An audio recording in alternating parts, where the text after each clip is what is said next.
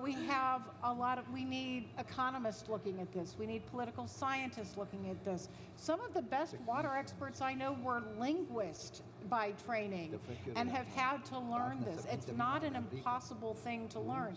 We need agronomists learning about it. We need industry learning about it. And so we really do need to expand not only within the water bubble how we're talking about this, but we also need to get outside and expand the water bubble.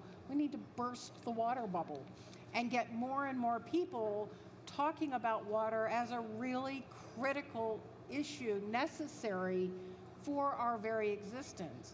Agriculture takes globally about 72% of all freshwater abstractions, but we cannot have agriculture without water.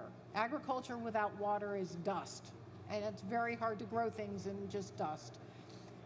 We can live for up to 3 months without food. We cannot live more than 3 days without water.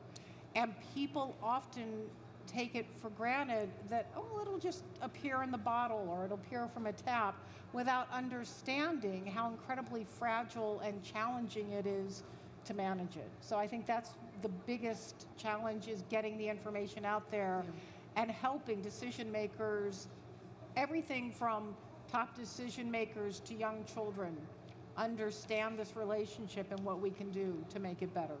Thank you.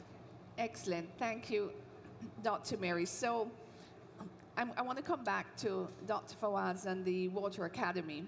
So Dr. Mary has raised a lot of points here about the accessibility of water. So if we look at the, 0.03%, that's in Mary's thumb. And even the last statistic that you gave about the agricultural use, over 72%. And of course there are other sectors. There's health, there's education, there's domestic use, tourism. So Dr. Fawaz, how is your academy working to empower the next generation? Also coming back to the discussion that we had on the topic here about educating tomorrow's water experts, but specifically working to empower the next generation to tackle this global water crisis. First of all, I would like to thank you, Mary, because you are looking from the problem from a different way. From the vocational training, I think the Water Academy is deal with the problem from different sides. All of us, we know the importance of the water. It's in our blood. And we know the challenge of the water. And as I mentioned, we have a lot of process, a lot of projects, and new projects, not just in the GCC countries. I think around the world, they are looking for the plans. To reach to that level, we need to build the right skills, behavior, and attitude for the new generations. To understand and to know what's the importance of the water, they have to get the right skills to do it. If we need to build the right skills, that means we have to build the right competency map for all those processes, from the production, transmissions, distributions, and storage, purification, and reuse. If we didn't have the right competency map for that, that means we cannot give them the right trainings to give him the right tools to lead for futures. Actually, in the Water Academy, and it was as a dream before 10 years. Now we make it as a truth. In Saudi Water Authority, we built the first competency map for all the process, for all supply chain for water, from the production up to the distributions. And we give it in 3 levels as a core business for the production or transmissions. And we build it for health, safety, environment, because it's very important. We build a matrix. Also, we are building the soft skills and the hard skills it's required for the operation, for operators, technicians, and engineers in each process. That is not easy. Actually, it takes from us a long process. We're proud actually to implement it before 2 years, and now we are sharing it with the different places and different countries. Now we are providing the trainings for many countries in GCC or around the world. Actually, last maybe 2 years, we trained almost 700 people from outside of Saudi Arabia according to this competency map. This is the first part. The second part, if we need to build the right competency map, that means we have to deal or we have to contribute and make a corporations with the manufacturing, which is very important because the new generation, as Dr. Ahmed said, there is innovation, there is a technology. If we are not linking the right competency map or the learning with the manufacturing, that means there is a gap. It will be a gap between that. The Water Academy, actually, our location near to the biggest plant around the world, which is produce almost 1 million cubic meters. And we get all the technology, we transfer it to curriculums, and we link it with our competency map, and we deliver it as a courses. This is the first part. The second part, we make a corporations with all our clients and partners to know what they need. Because I think the technology now it's improving from time to time. If we are not accelerate our process and link it with the trainings, that means we cannot delivering the right trainings. In the Saudi Water Academy, in the Water Academy, we have almost 350 courses, which is linked. We call it a face-to-face trainings and e-learning. We are delivering for different people, for engineers, for technician, operator, and now we are focusing also for the leadership and also discuss it with Dr. Hassan. We will make a cooperation, inshallah, to do more and more for the leadership. Excellent, very good. Thank you for that, and that really captures, where we want to go, right, in terms of educating tomorrow's leaders. And you of course, Dr. Faraz just spoke about not just the engineering and the technology, but the soft skills also, which is very important. And I know Mary also likes to stress that because we need really a multi-sectoral approach to dealing with the water issue. So, Dr. Hussein, just building on that, in terms of educating tomorrow's experts, based on your experience, can you give us one key message for this? Let me just build on what I have to say Please. to Mary and Dr. Fawaz about and Dr. Ahmed about what they raised now. You see, we have to be ensured that these young professionals are equipped with skills, knowledge, that they are able to think out of the books. And they are also has to know that something today is impossible should be possible. I mean, they have to be confident, creating activities, and all of these types. In our academy, to have this, we have a scientific committee, about 30 experts from different sectors and different experiences. They are who put the strategy and the programs for academy to be in complementary. And this means while we are collaborating with some of the private sector, some of the universities to be in complementary with this. And today we have an opportunity that I discussed this with Dr. Fawaz, how we can complement each other in this type of among the Arab region, so we can start this soon. But my key that water education for preparing the young generation is the key for sustainable water management in the region. This is what I have to say so far. Excellent, thank you. Thank you, Dr. Hussein. So, Dr. Ahmed, just building on that also, and earlier on you spoke from your own experience about that mentorship program, really, Yes. which is I think that the mentorship programs are very good because there's only so much that in any sector or any discipline you can get from bookwork or studies, and that the ongoing experience and learning from people is where we need to go. So if you could just say a little bit more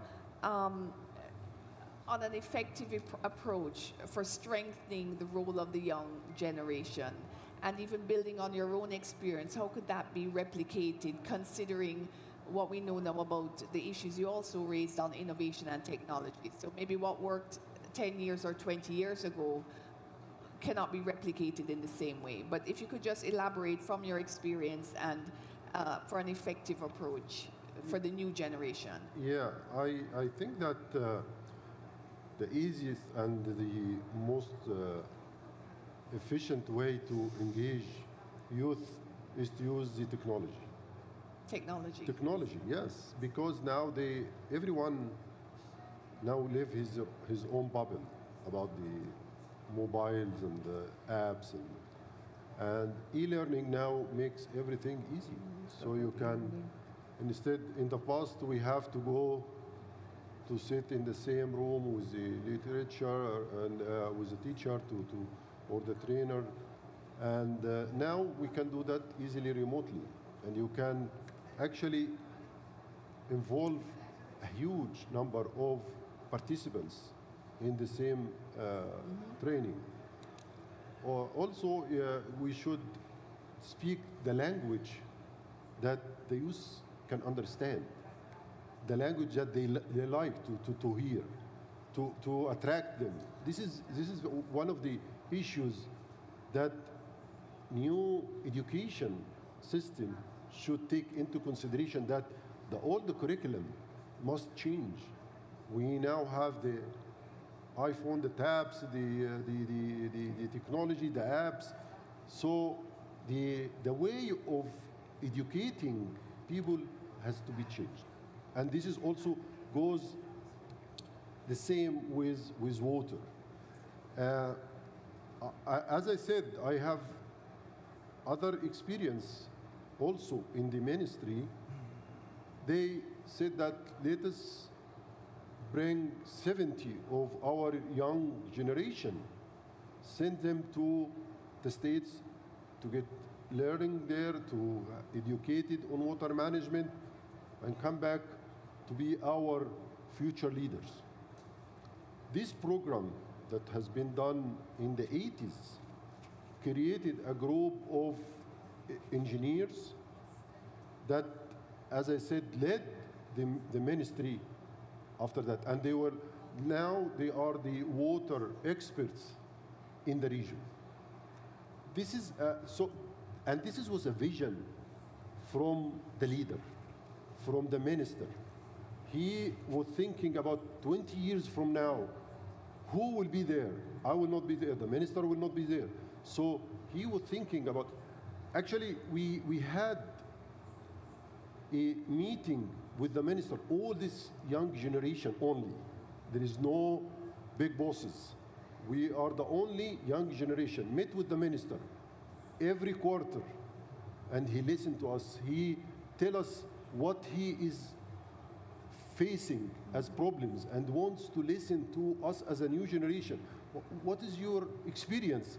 Can you help me as a minister? And this is for us was encouraging us to talk, Yes. to speak to, and this is help us in the future actually when we sit with the prime minister, when we sit with the ministers, how can we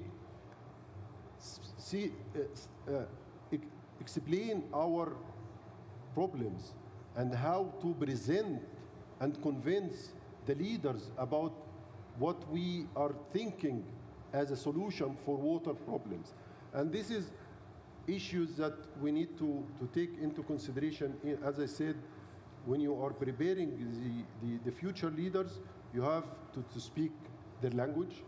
You have to use the tools that they are using.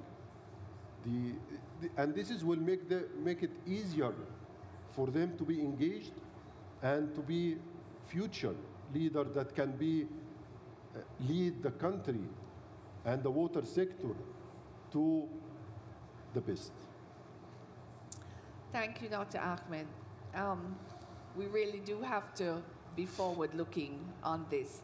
So I'm also watching the clock, and I want to give an opportunity for any questions, but And so I'm going to just do one more because I still want to get some more information from our panelists here. So Dr. Mary, considering where we are here at the UNCCD COP16, considering we're in this dry COP year, we just had the climate change COP and biodiversity before that, and we are more and more seeing the linkages, right, between ecosystem and biodiversity, with climate adaptation and mitigation, with drought and land degradation. They are not separate issues. So just to hear from you, and I'm going to give you maybe 2 or 3 minutes, everybody, but a different question, but I want to start with Mary on this one. How do you see the way forward with addressing these issues related to the water sector and the 3 COPs and engaging tomorrow's water experts? Thank you, Margaret. That's a great question. And I think one of the things that we really want to do is learn from the past to look to the future. And as Engineer Ahmed was saying, and as we've heard, really bringing the young people along is what we need to do. None of us will be working in 20 or 30 years. I'm planning on eventually retiring one day, maybe, inshallah. But I want younger people with their experience in technology and their understanding and their drive. Young people, not just children, but young people today see things in a very different way than we did previously. And the need for youth to be engaged. They need to be taught in their national language or in their mother tongue so they can understand. We can't just rely on people who speak English or who speak, Russian when they're not native Russian speakers. We need to train people in languages they understand. We need to build on very successful programs like Engineer Ahmed has described, maybe having a program like that here, where we bring experts or young experts from around the world who show great potential and bring them here and train them with the amazing work that's being done here in the kingdom, because that would be a way to really share that information and that knowledge and then share that outwards. And not only in the engineering, because I'm a social scientist, I have to say this, in the economics and the policy and the regulation, so that it all works together. But also we have to learn from them on how to improve what we're doing. And I think that's the way we can do this. We're seeing things now in ways we never have before. We have access to technology and understanding that we never could have dreamed of. We now need to move forward. And one more thing, if I may, we need to look at innovation and nature-based solutions for this. With all incredible respect to my engineers, the best engineer on the planet, bar none, is Mother Nature. Exactly. We need to learn from Mother Nature and replicate those processes as much as possible, because they are the most resilient, they are the most effectual, and when it comes down to it, those are the ones that are going to last in the long term. So let's continue to learn for all of us. Thank you, Dr. Mary. Dr. Fawaz, last point for you, and I'll give you 2 minutes also. Considering what we've heard, how important is the role of education, training, in ensuring water security for future generations? When I say how important, on a scale of 1 to 10, where would you place this? Before to answer, because really I want to give this important point, as Dr. Mary said, I will just summarize it very quick. In Saudi Water Authority, we take care all the process from the kids to the leadership. I will come up from the leadership to the kids. For the leadership, we have actually our programs which cooperate with the best international university and institute around the world in 5 topics, which is unique for operation excellence, for innovation in water, for water management, for environment and sustainability, and design, operate the mobile unit for RO. This for the leadership. We start also with the graduate who graduate from the university, the engineers. We have a program, special programs for engineers. And almost, as I said, almost 2,000, 2,500 who graduate from these programs. For the leadership, almost 350. We are targeting the high school, who graduate from the high school. We give them a diploma for 2 years and prepare them for future as operator or technicians. We are targeting specific programs, which is called Temkeen, the same idea. We are selecting the best of the best who graduate from the university. We give them the rotations for all the plants, for all management, even project finance, everything. We are prepare them to be a leader in the future. And we succeed. Actually, most of them now, they are in the right track. We are targeting the people who are studying now in the high school. We give them the STAR program for the youth, and almost we are social responsibility, by the way. Almost 200 students graduate from these programs. Now we have specific programs. It's called Kids Academy. This is a social responsibility. We are targeting the kids from 6 to 9 years. We give them, 3 topics: the sustainability of water, the main methodology, because we need them to know how this water is getting, and also we are prepare them to understand what's the importance of the water before he drinking. What's the process and long process, and all this information actually in our booth. We are preparing a full information about the Kids Academy and about Water Academy, and include all the programs. It will be there in our booth. Thank you. Share that around the Excellent. world. Yes, sure, exactly. Very good. I like that. What you call it, the Young Starters program? You said 6 to 9 years? 6 to 9. It's kids, yeah. And Kids. also we will establish, inshallah, Riyadh. Yes. It's the Water Leadership Academy. It will be targeted, the mid and top management. Yes. And this is what I Excellent. discussed with Dr. Hassan and Dr. Ahmed. Yes. And inshallah, it will be happening. Inshallah. Without these corporations, we cannot, Yes. to move to the Very good. new generation. Thank you. Dr. Hussein, 2 minutes for you. Last points on. Last point, I have to say that investment in education and for a better generation, young professional, is investment for the future.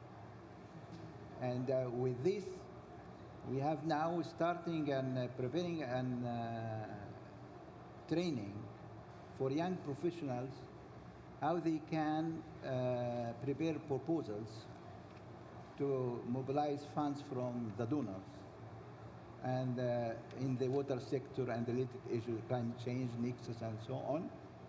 And they are able to have these proposals, and you give some investments and position for a project in their countries. This is at the level of the regional level, and they can have this for adaptation projects or something like this from the GCF or other donors. So this is one of the main areas I'm working it now. Thank you.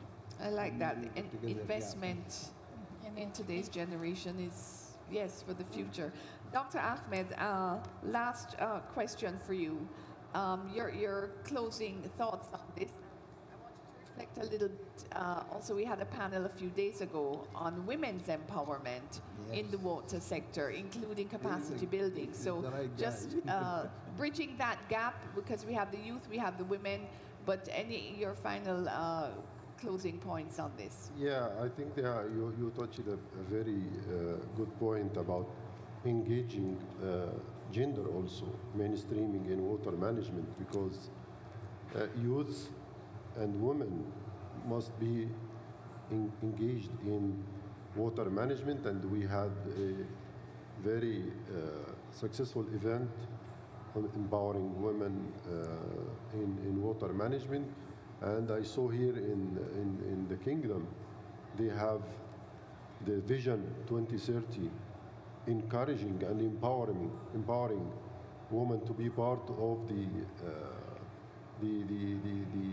water management and actually in the workforce. Actually, the number reached women that in the workforce increased from 20% to 2017. Now it's reached about more than 25% or 32%. So there is an improvement, and we need to also engage the youth. I have one comment that many of the young generation are suffering from, is that in the bureaucratic system, the promotion is linked to the age, that how many years you are stay in this position in order to be leader. I didn't go through this. I was lucky that I didn't go through this. I was promoted earlier. But this is exceptional cases. We need to break this taboo that in order to be a leader, you have to spend X number of years. Maybe I have the talent to be a leader, and I have this. This is a talent. It is not coming by how many years you spend as a engineer or as a manager, but do you have this talent inside? And this is how this kind of training programs can surge among, because not all of us has this talent. So what the leaders has to do is to pick this and try to put them in an incubation to put them as a leaders in the future. This is my comment. Excellent. Very good points. Thank you. Thank you, Dr. Ahmed. Well, colleagues, we've come to the end of hearing from our panels, and panel members, I really want to say thank you. Also because there was so much interconnectedness, so it shows that we're all thinking in the same direction, which is good. But I want to just open up the floor for a few minutes. Do we have a roaming mic? Yes.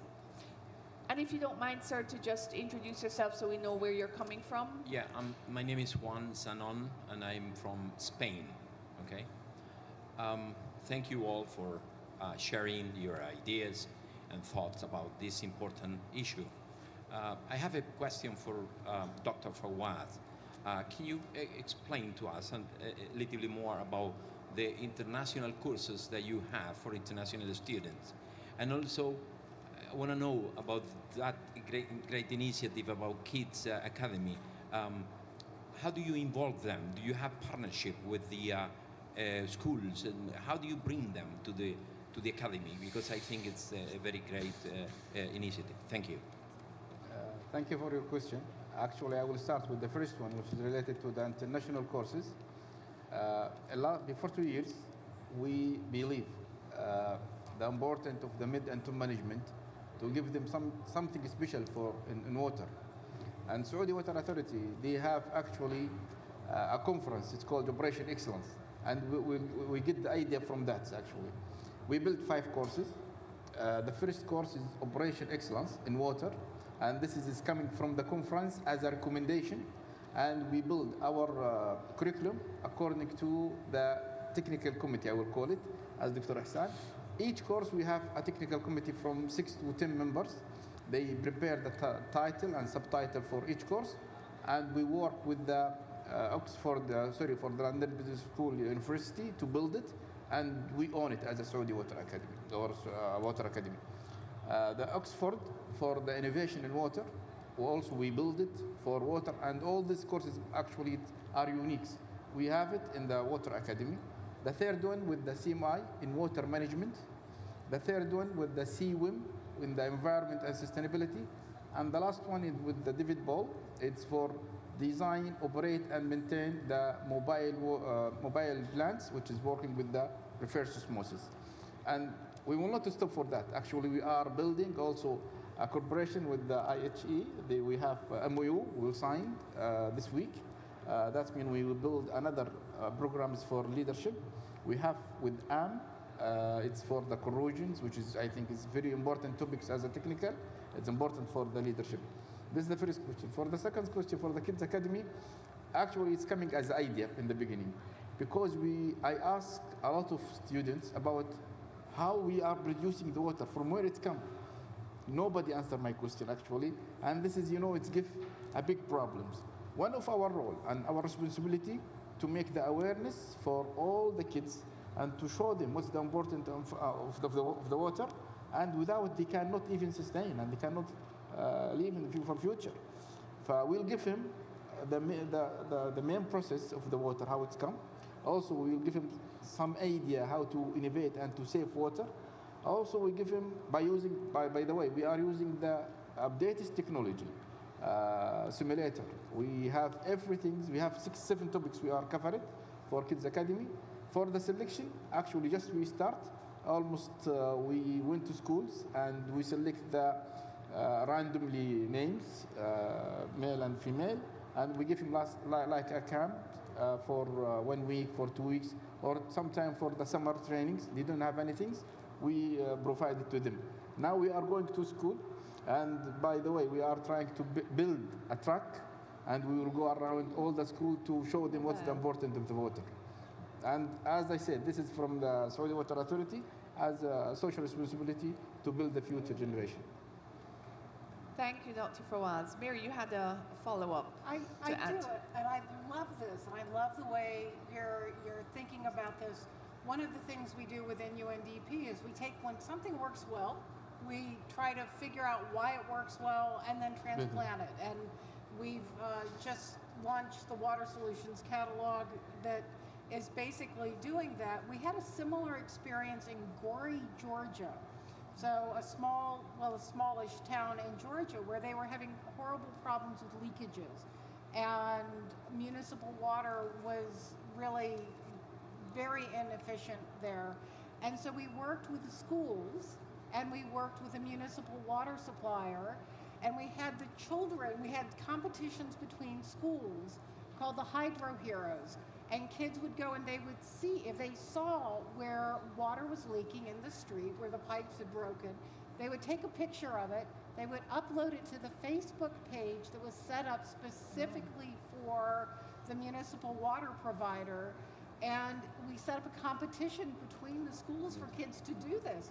And the municipal water supplier was like, this is amazing. We could not have done this without all of your help, because the students saw these kids, young 10, 12-year-olds, were able to take a picture and upload it and geolocate where it was happening in a way that at the time the municipal water supplier didn't have the technology to know where those leaks were happening. And it's being able to replicate and scale these everywhere that's going to make it possible for the next generation and future generations to do that, as well as, and I just want to add this, giving young people an opportunity to get involved and use that to build their careers, because often they want to be involved, but they don't have X number of years experience because they haven't done it before. So we need to give them an opportunity, and it sounds like you're doing that, so congratulations. Thanks, Dr. Mary. So we have some best practices. Now we have 3 questions. I'm going to ask if we take all 3 questions. Introduce yourself, give us your name and your question. Let us know who the question is for, but we have 5 minutes, so we'll take the 3 questions, and then we will have the panel answer, just to make sure that we're efficient. Please, Good thank morning you. there. My question is to Dr. Ahmed, where I'm trying to understand and draw your attention to an extreme thought. What if we have the technology, but we lose on the resource itself? I'll give you an example. Like, we ran out of water, so we thought, let's bring in desalinated water, and we can use that. Soon, we'll run out of desalinated water because we have to brine mine and do so much of work on that. Still, the tampering we are doing with nature has not reduced, right? Do you think it's worth spending so much of time and energy into technology, or reverse the entire cycle by asking people to conserve, bring in a mindset of conservation? Thank you very much. So think about that, Dr. Ahmed. Second question, and then we come back to everybody. Okay, hello everyone. My name is Dalia Sabri. I'm a water engineer, but I have a PhD in water engineering. But I agree with Mary that the Mother Nature is the biggest and the best water engineer. I'm representing here International Water Resources Association, and thank you for your insight on this timely topic. So my question is for the panel. I mean, we've heard from Dr. Fawaz that they have this camping and they bring young people to educate them about water. But usually we hear about this top-down education and tailored programs. But what about bottom up. Like we bring these young people, our kids from the early age, and ask them what they believe about water, what they think about it, what they see they can do for water conservation and water efficiency. Is there any efforts done in this? Do you have like surveys or any information that we can benefit from so we can tailor their programs based on their own concepts and perspectives? Thank you. Thank you. So Dr. Fawaz, you can think about that linked to your program in terms of the surveys. One more question over here.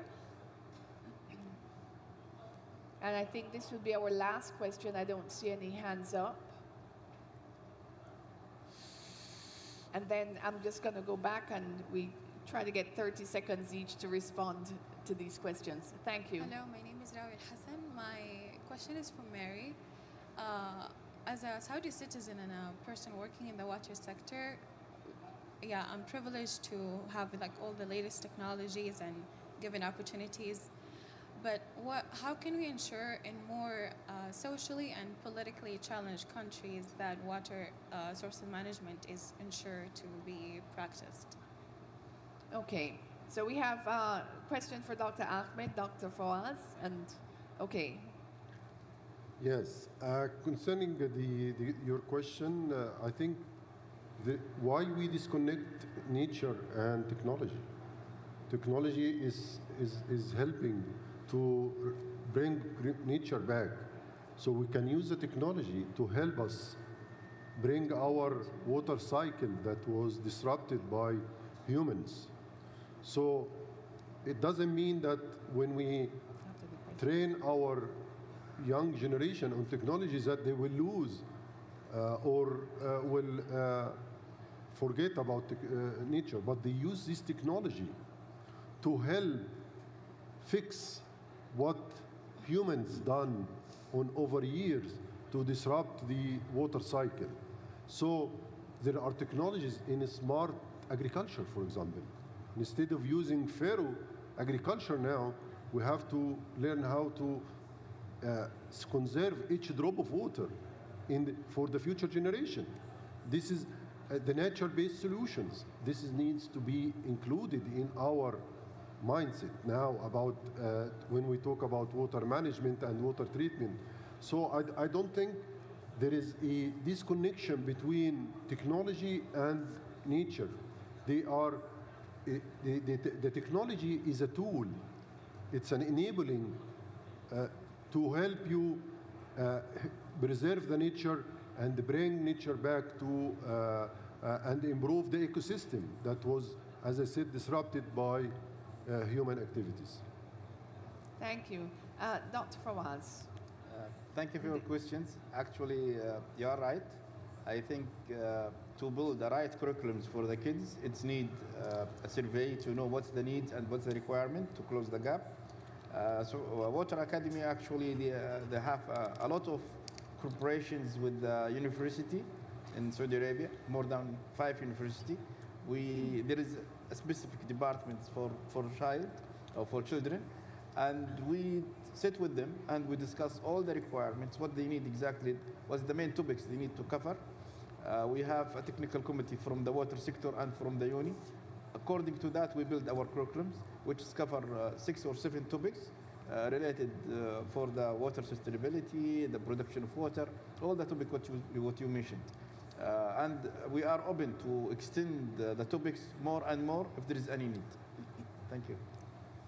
Thank you. And then Mary, and then we have a last point from Dr. Hussein. Our clock has stopped, by the way, Yes. but we'll just wrap up. You raise a really incredibly important and challenging issue about when there's not stability within a political system, how do we make sure these needs are met? And that's something that honestly within UNDP we work very hard on trying to address. We have some programs where we've used small-scale desalination units that were able to help provide water for critically stressed areas in high conflict zones. And we can do that. We know how to do that. The challenge really is looking at it from a bit of a slightly different perspective, and I have the feeling you're aware of this, that so much conflict is actually driven by scarcity in water or scarcity in access to clean, healthy water. When we look at how few people on the planet, less than, the figures say that between 20 and 40% of people don't have access on the planet to clean water. That tells us there's something really, really wrong with the system. And so we need to work together. We need to figure out how to address that. And when there's not enough water, we have agriculture not able to provide food. We have industries not being able to thrive. We have ecosystems collapsing. That's essentially what desertification is. So we're working so hard to figure this out and to take the lessons, as I said, that we learned in one case and apply it elsewhere so that we can rapidly improve things and manage the demand as well as the supply, because that's really so critical. So thank you for working on this with us. It's really important we have everybody thinking about this together. Thank you. Dr. Hussein, you had one last point. Yes, I'd like to thank all of the participants about these important questions, but I believe we have also to give more attention to the brain drain, هجرة العقول. This is one of the areas that we need to support a better and environment for our young professionals.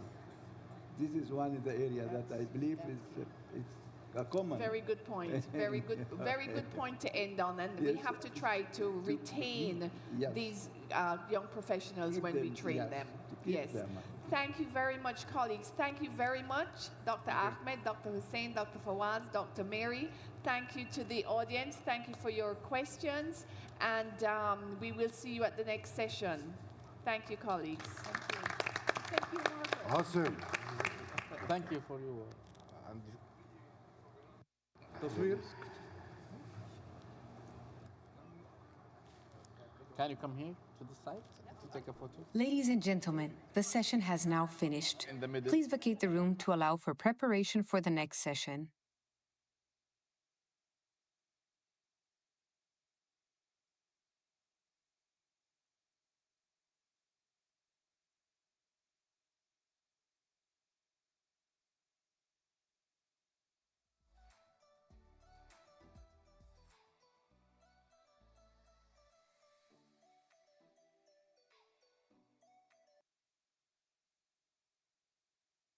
Ladies and gentlemen, the session has now finished.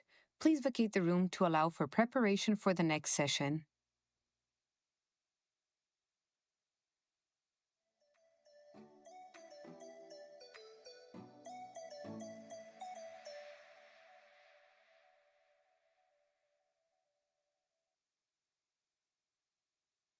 Ladies and gentlemen, the session has now finished. Please vacate the room to allow for preparation for the next session.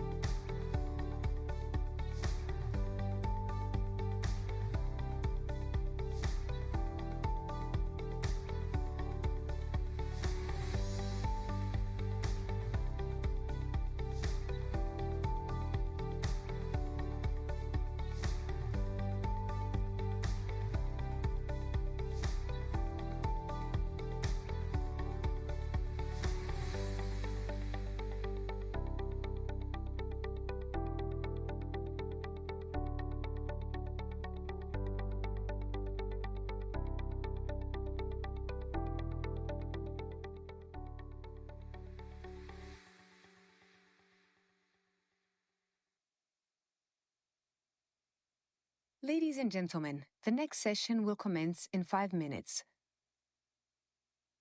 Ladies and gentlemen, the next session will commence in 5 minutes.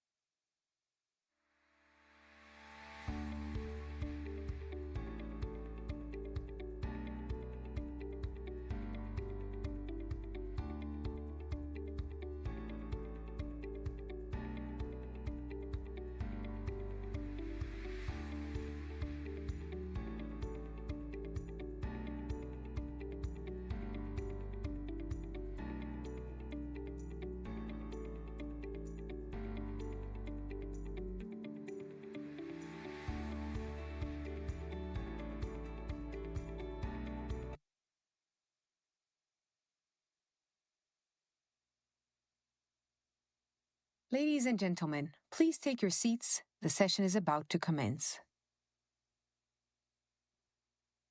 Ladies and gentlemen, please take your seats. The session is about to commence.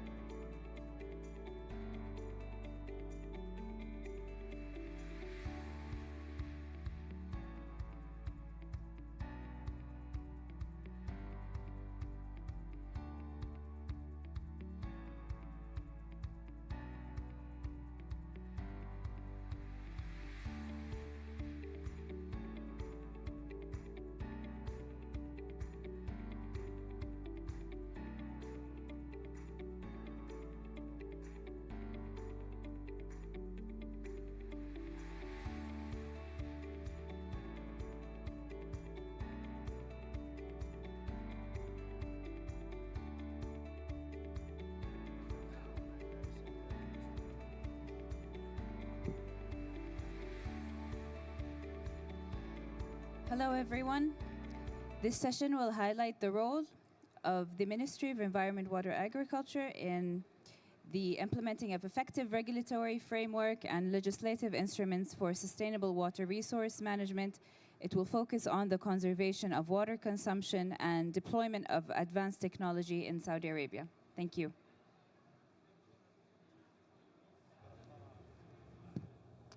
بسم الله. على طول نجلس.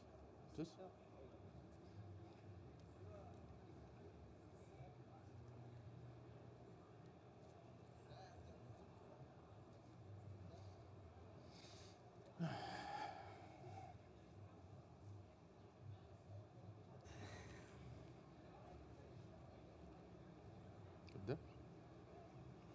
كليكر. ويلكم.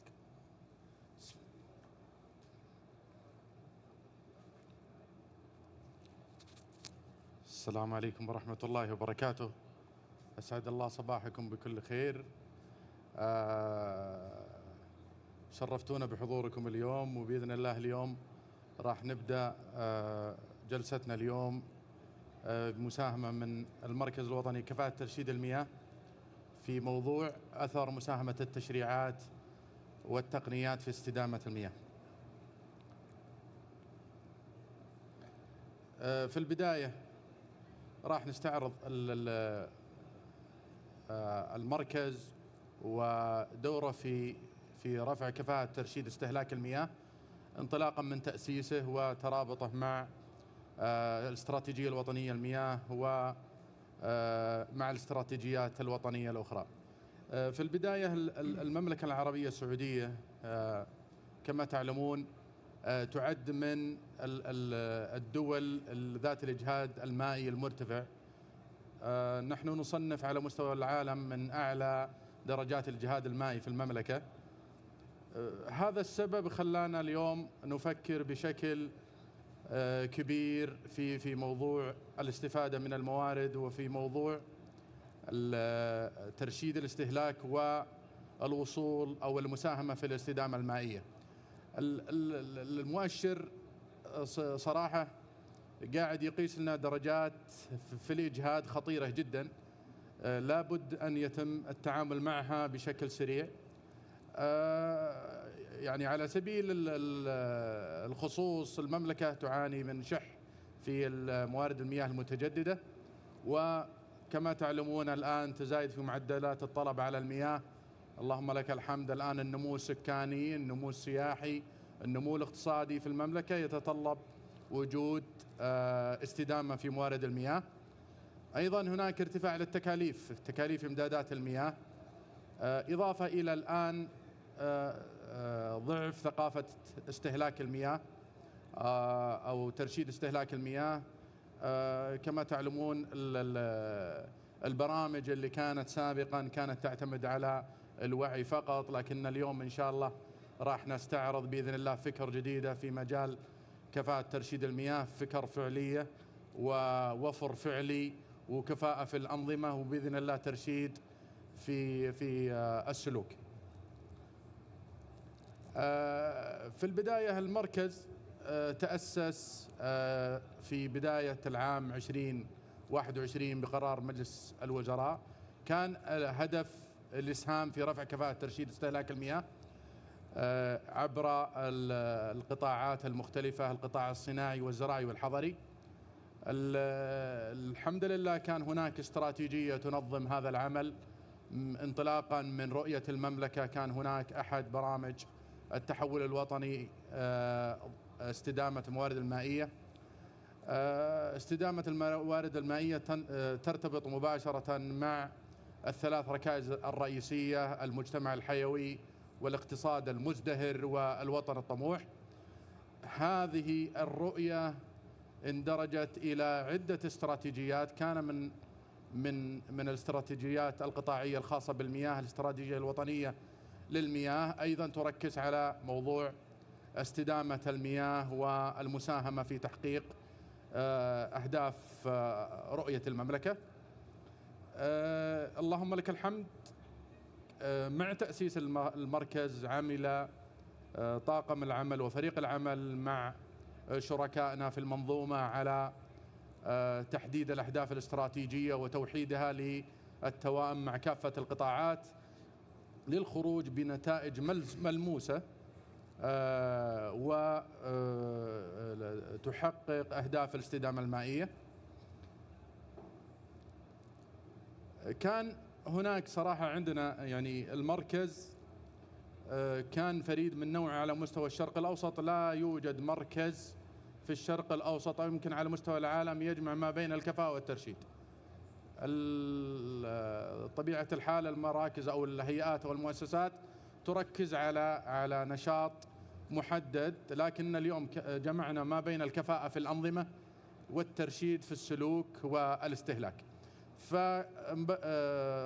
فخرجنا برؤية أن يكون المركز نموذجا رائدا في مجال كفاءة ترشيد المياه ومساهما أيضا في تحقيق الاستراتيجية. رسالتنا أيضا رفع كفاءة استهلاك المياه من خلال تعزيز الوعي والتكامل مع الشركاء وتمكينهم لتطبيق أفضل الممارسات المستدامة وفق حلول اقتصادية مثلى. زي ما تفضلت به سابقا أن اليوم نعمل ضمن منظومة تكاملية، عملنا تشاركي، عملنا يقوم بالنجاح مع كل أفراد المنظومة. المركز اللهم لك الحمد تميز بقيم انطلقت من استراتيجية ولمسناها اللهم لك الحمد خلال 3 سنوات ماضية، من ضمنها الشغف والتعاون والتميز والابتكار والشفافية. مهام المركز، يمكن الجميع الآن يسمع عن مركز كفاءة وترشيد المياه ويكون في تفكيره أو من خلال السمع فقط أن المركز يركز فقط على الجانب التوعوي. لا، المركز لديه مهام منطلقة من قرار تأسيسه تعنى باستدامة المصادر وتطوير الجرآت ومتابعة الخطط لإدارة مصادر المياه والحد من الاستخدام المفرط. أيضا من أحد مهام تنظيم المركز الأنظمة والمعايير. المركز وجد لتغطية الفجوات الموجودة في بعض سلاسل إمداد المياه من حيث كفاءة الأنظمة وترشيد الاستهلاك، ووضع معايير. يعني ولله الحمد والمنة أول مركز على مستوى الشرق الأوسط يضع معايير لكفاءة وترشيد استهلاك المياه من خلال تدفقات الإسمية في الأنابيب، من خلال الكميات اللي راح إن شاء الله بإذن الله تطلع عندنا في مستقبل أيام، الكميات المعيارية لاستهلاك الأفراد على جميع التصنيفات. من أحد أيضا مهام المركز كفاءة سلسلة الإمداد، وهذا المهمة انطلق أو انبثق منها عدة مشاريع اللهم لك الحمد. زي ما قلنا موجودة بعض هذه المشاريع ونجاحها في بوثنا في الجانب الخاص بالمياه. من أيضا من مهام المركز توعية والتثقيف، وهذا عنصر أساسي في موضوع نشر الوعي، وأن يكون الموضوع مرتبط برفع الثقافة من خلال النشء ومن خلال الجوانب التعليمية والتدريبية المختلفة. ترشيد استهلاك المياه، اللهم لك الحمد. دائما أنا أكرر اللهم لك الحمد، لأن فعلا اليوم قاعدين فعلا نصل أشياء مسبوقة في مجال الوفر المائي في ترشيد استهلاك المياه عبر القطاع الحكومي والقطاع الحضري. عندنا عدة مشاريع اليوم في هذا المجال. مشروع الترشيد الحكومي اللي يثبت نجاحه مع مشروع الوفر المائي في المدارس والمساجد.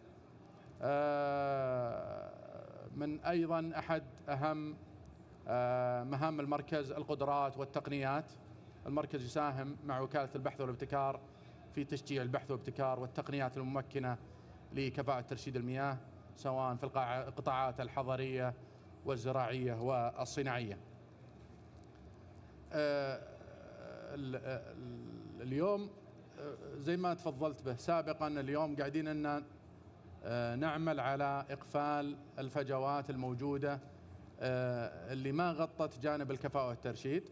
معي الآن زميلي مدير إدارة اللوائح والتشريعات في المركز المهندس الهزاع راح يتكلم عن ما وصلنا له من الأدلة واللوائح خلال الفترة القصيرة الماضية.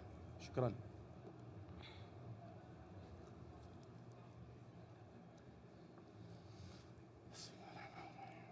شكرا للزميل مهندس عبد العزيز على هذا التقديم، وشكرا لكم أيها الحضور الكريم. في هذا القسم سوف نتطلع إن شاء الله للتعريف لاختصاصات المركز التنظيمية وأيضا الأنظمة والسياسات فيما يخص كفاءة وترشيد المياه. في البداية المركز يقوم باقتراح مشاريع الأنظمة الخاصة بكفاءة وترشيد المياه واقتراح تعديل النافذ منها سواء في المنظومة أو في الجهات الحكومية المشاركة في هذا الموضوع. أيضا المركز يقوم بإصدار اللوائح الفنية والمعايير والإجراءات التي تحقق كفاءة وترشيد المياه، حيث يقوم المركز برئاسة الفريق الفني في الهيئة السعودية للمواصفات والمقاييس والجودة، وفريق فني يعنى بالأدوات الصحية المرشدة وأيضا بالأجهزة التي تقوم باستهلاك المياه، حيث يقوم بإصدار عدد من المعايير والمواصفات الخاصة بهذه الأدوات. في الأساس سوف يكون استعراضها في شريحة أخرى بعد هذا. أيضا يقوم بالمساهمة مع الجهات ذات العلاقة في وضع المواصفات القياسية وأيضا وضع الأسس المناسبة التي تساعد على إدارة بطاقة كفاءة وترشيد المياه، وهذه البطاقة تعنى برفع الوعي للمستهلكين وأيضا بوضع إطار تشريعي لإنتاج مثل هذه المنتجات أو في استيرادها. أيضا يساهم مع الجهات ذات العلاقة في وضع القواعد اللازمة باختبارات كفاءة وترشيد المياه سواء داخل المنشآت أو خاصة بالأدوات الصحية المرشدة. وقد قام المركز بإصدار عدد من الأدلة واللوائح التي تعنى برفع كفاءة وترشيد المياه، وعلى سبيل المثال قام المركز بإصدار دليل خاص بإعادة استخدام المياه الرمادية داخل المباني، وهذا الدليل يقوم برفع الوعي الخاص بالمشغلين لهذه المنشآت وأيضا التعريف بالأساليب والطرق المناسبة والسليمة لإعادة استخدام هذه المياه. وأيضا قام المركز بإصدار الدليل الوطني لخدمات كفاءة وترشيد المياه، وهو يعنى بتعرفة المستهلكين والمصنعين ومقدمي ومزودي خدمات الكفاءة والترشيد في شتى القطاعات سواء كانت القطاعات الحضرية أو الصناعي أو الزراعي. وأيضا قام المركز بإصدار لائحة التراخيص لمقدمي كفاءة وترشيد المياه، وهي لائحة تعني بتنظيم قطاع تقديم خدمات كفاءة وترشيد المياه، ونعني بذلك القطاع الخاص بكشف التسربات سواء كانت في القطاع الحضري أو الزراعي أو الصناعي. وأيضا قام المركز بإصدار دليل نوعي خاص بكفاءة وترشيد المياه في المباني، وهو دليل معتمد في اللجنة الوطنية لكود البناء السعودي، ومن الاشتراطات اللازمة أن تتحقق داخل المباني عند الإنشاء، ونطمح إن شاء الله في الفترة القادمة أن يكون الدليل مطبق أيضا لاستدامة التشغيلية الخاصة بالمباني.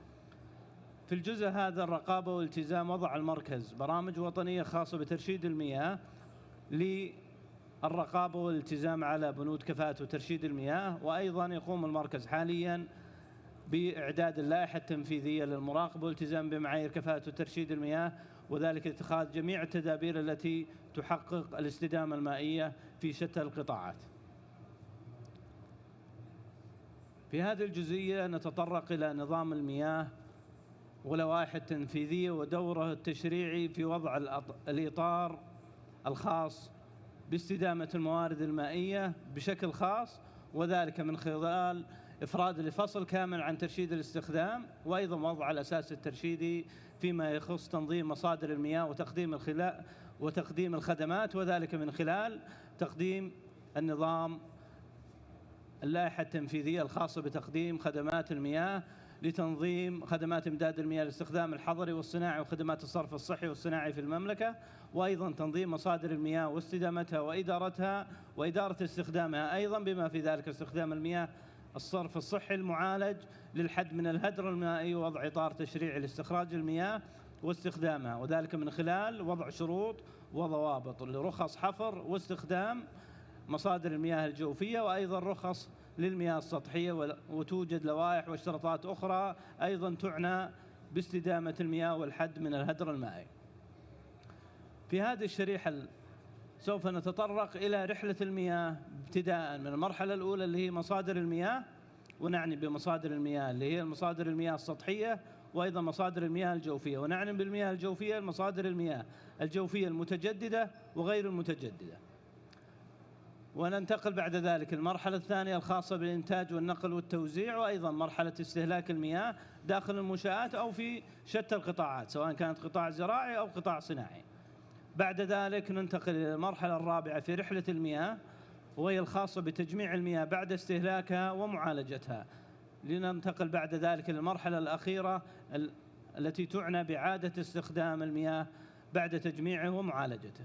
ففي المرحلة الأولى الخاصة بمصادر المياه حددت الأنظمة والتشريعات في المملكة العربية السعودية أولويات الاستخدام الخاصة بالمصادر، وبذلك تكون كل استخدام يوجد له أولويات تحدد الجهات التي يمكن الاستفادة من هذا المصدر. وبعد ذلك ننتقل إلى المقننات المائية، وهي مقننات لكل منتج يحدد كمية المياه التي تخص هذا المنتج وكيفية أن نحد من الهدر المائي واستهلاك المياه أكثر من ما حدد لذلك. وأيضا كميات المياه المرخصة، وهذه توجد الكميات في رخص الآبار التي تصدر لكل مصدر مياه. وأيضا هنالك البصمة المائية وتحدد كمية المياه التي تحتاجها المنتجات. وأيضا رخص مزاولة الحفر، وهي تحدد الجهات التي يمكن لها أن تقوم باستخراج المياه من باطن الأرض. في المرحلة الثانية اللي هي مرحلة الإنتاج والنقل والتوزيع، فهنالك اشتراطات اللائحة التنفيذية الخاصة بتنظيم أنشطة تقديم الخدمة، وهي لائحة تنفيذية منبثقة من نظام المياه، وفيها معايير واشتراطات لتقديم خدمات المياه سواء في القطاع الصناعي أو الزراعي أو في القطاع الحضري. وأيضا هنالك أصدرت الوزارة المعايير والمواصفات لأنواع المياه وأوجه الاستخدام الخاصة بها. ننتقل بعد ذلك للمرحلة الثالثة، وهي مرحلة مهمة، وهي مرحلة الاستهلاك، ويكون فيها جزئين: جزء كفاءة وترشيد مياه، وأيضا جزء في رفع الوعي للمستهلكين. فأصدر المركز دليل الترشيد في المباني، وهو دليل معتمد في كود البناء السعودي. وأيضا أصدرت اللجنة الفنية في الهيئة السعودية لمواصفات المقاييس، والتي يرأسها المركز، اللائحة الفنية لأدوات ترشيد استهلاك المياه، مما يساعد في الحد من الهدر المائي. وتتضمن هذه اللائحة معدلات التدفق والحد الأقصى لتدفقات المياه ومواصفاتها القياسية. وأيضا كود البناء السعودي لم يغفل ترشيد المياه في الأجزاء الخاصة به، حيث في الكود الصحي تطرق إلى عدد من البنود التي تكفل كفاءة وترشيد المياه. في المرحلة التي تليها وهي مرحلة التجميع والمعالجة، هنالك اللائحة التنفيذية الخاصة بتنظيم أنشطة تقديم الخدمة، وضعت إطار تشريعي لعملية التجميع والمعالجة، وأيضا المعايير التي أصدرت والخاصة لأنواع المياه، وأيضا الدليل الفني لإعادة استخدام المياه الرمادية من الأدلة التي تساعد على وضع الإطار التنظيمي لعملية المعالجة. في النهاية والمرحلة الأخيرة من مراحل رحلة المياه هي مرحلة إعادة الاستخدام وتعظيم الاستفادة من المصادر بإعادة استخدامها بالطريقة الصحيحة، والتي وضعت إطار التشريع لها أنواع المياه والمواصفات الخاصة بالمياه المعالجة وأيضا أوجه الاستخدام. ننتقل بعد ذلك إلى أدوات ترشيد استهلاك المياه، وحيث صدرت اللائحة الفنية لأدوات ترشيد استهلاك المياه الصادرة من الهيئة السعودية للمواصفات والمقاييس والجودة. والغرض من هذه هي الحد من الهدر المائي داخل المباني والمنشآت. وقد صدرت عن هذه اللائحة مجموعة من المواصفات خاصة بمنتجات متعددة، منها الصنابير المستخدمة داخل دورات المياه، ومنها كراسي الطرد، وأيضا منها منظمات التدفق الموجودة في النقاط النهائية للاستخدام. وأيضا وضع اللائحة الفنية هذه بطاقة للترشيد، الهدف منها تعريف المستهلك النهائي بأفضل منتج يمكن أنك تختاره لتحقيق أعلى استفادة من المياه بدون أن يكون هناك تأثير على كميات المخصصة أو الكميات التي يحتاجها للاستخدام. وتوجد جهات تساعد المركز وتساعد الهيئة في المراقبة على هذه الأدوات. وفي خط الدفاع الأول الموجود في الرقابة هو الجمارك، وهي تعنى بالرقابة على المنتجات التي يتم تصديرها للمملكة العربية السعودية، ويتم التحقق من مطابقتها للمواصفات واللائحة الفنية الخاصة بالأدوات الترشيد، وأيضا وجود الملصق الخاص بالترشيد ليتسنى بعد ذلك بعد توزيعها على منافذ البيع أن تكون مستوفية للشروط. وأيضا هنالك وزارة الصناعة، وقد يكون زيادة إيضاح في الشريحة القادمة. هذه هي الجهات الرقابية المشاركة، هي وزارة التجارة، وأيضا تعنى وزارة التجارة بمنافذ البيع، وأيضا وزارة الصناعة والثروة المعدنية. تعنى الوزارة بالرقابة على المصانع المحلية داخل المملكة والتي تقوم بتصنيع الأدوات الصحية المرشدة. ويشاركنا أيضا هيئة الزكاة والضريبة والجمارك والهيئة السعودية للمواصفات والمقاييس، وبمشاركة المركز معهم في الرقابة على هذه المنتجات. طبعا المنتجات التي تحت رقابة هذه الجهات هي أولا الصنابير والخلاطات، ونعني بها دورات المياه والمطابخ وخلاطات المراوش، وأيضا الشطافات، وأيضا صناديق الطرد والمراحيض ومنظمات التدفق.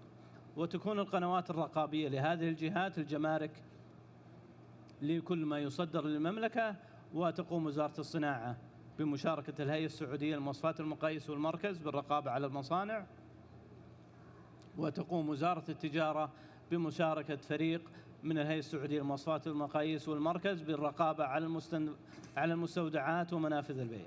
وهذه الرقابة تتم من خلال في الجمارك الفحص الظاهري لتأكد من مطابقة هذه المنتجات، وأيضا وجود بطاقة كفاءة وترشيد المياه. وبالنسبة للرقابة على المصانع المحلية يتم عمل جولات على مدار العام للتأكد من التزام خطوط الإنتاج بالمعايير والمواصفات الخاصة باللائحة الفنية للأدوات المرشدة والتي تحقق كفاءة وترشيد استخدام المياه. وأيضا تقوم وزارة التجارة بمشاركة المركز والهيئة السعودية للمواصفات والمقاييس بأخذ عينات من المستودعات ومنافذ البيع بشكل دوري، وعمل اختبارات داخل المختبرات معتمدة في الهيئة السعودية للتأكد من مطابقتها لاشتراطات الواردة في اللائحة فيما يخص التدفق الاسمي لكل منتج، وأيضا وجود بطاقة ترشيد سارية وأيضا مطابقة للشروط والمواصفات. فيتم زيارة المستودعات من المستوردين، وأيضا عمل جولات على منافذ البيع وإرسال المنتجات المشتبه إليها للمختبرات للتأكد من امتثالها لمعايير ومواصفات كفاءة ترشيد المياه. بعد ذلك ننتقل إلى زميلي المهندس فهد الجمعان لتقديم بعض الحلول الكفاءة والترشيد التي تم تطبيقها بالقطاع الحضري، وأشكركم على حسن الاستماع.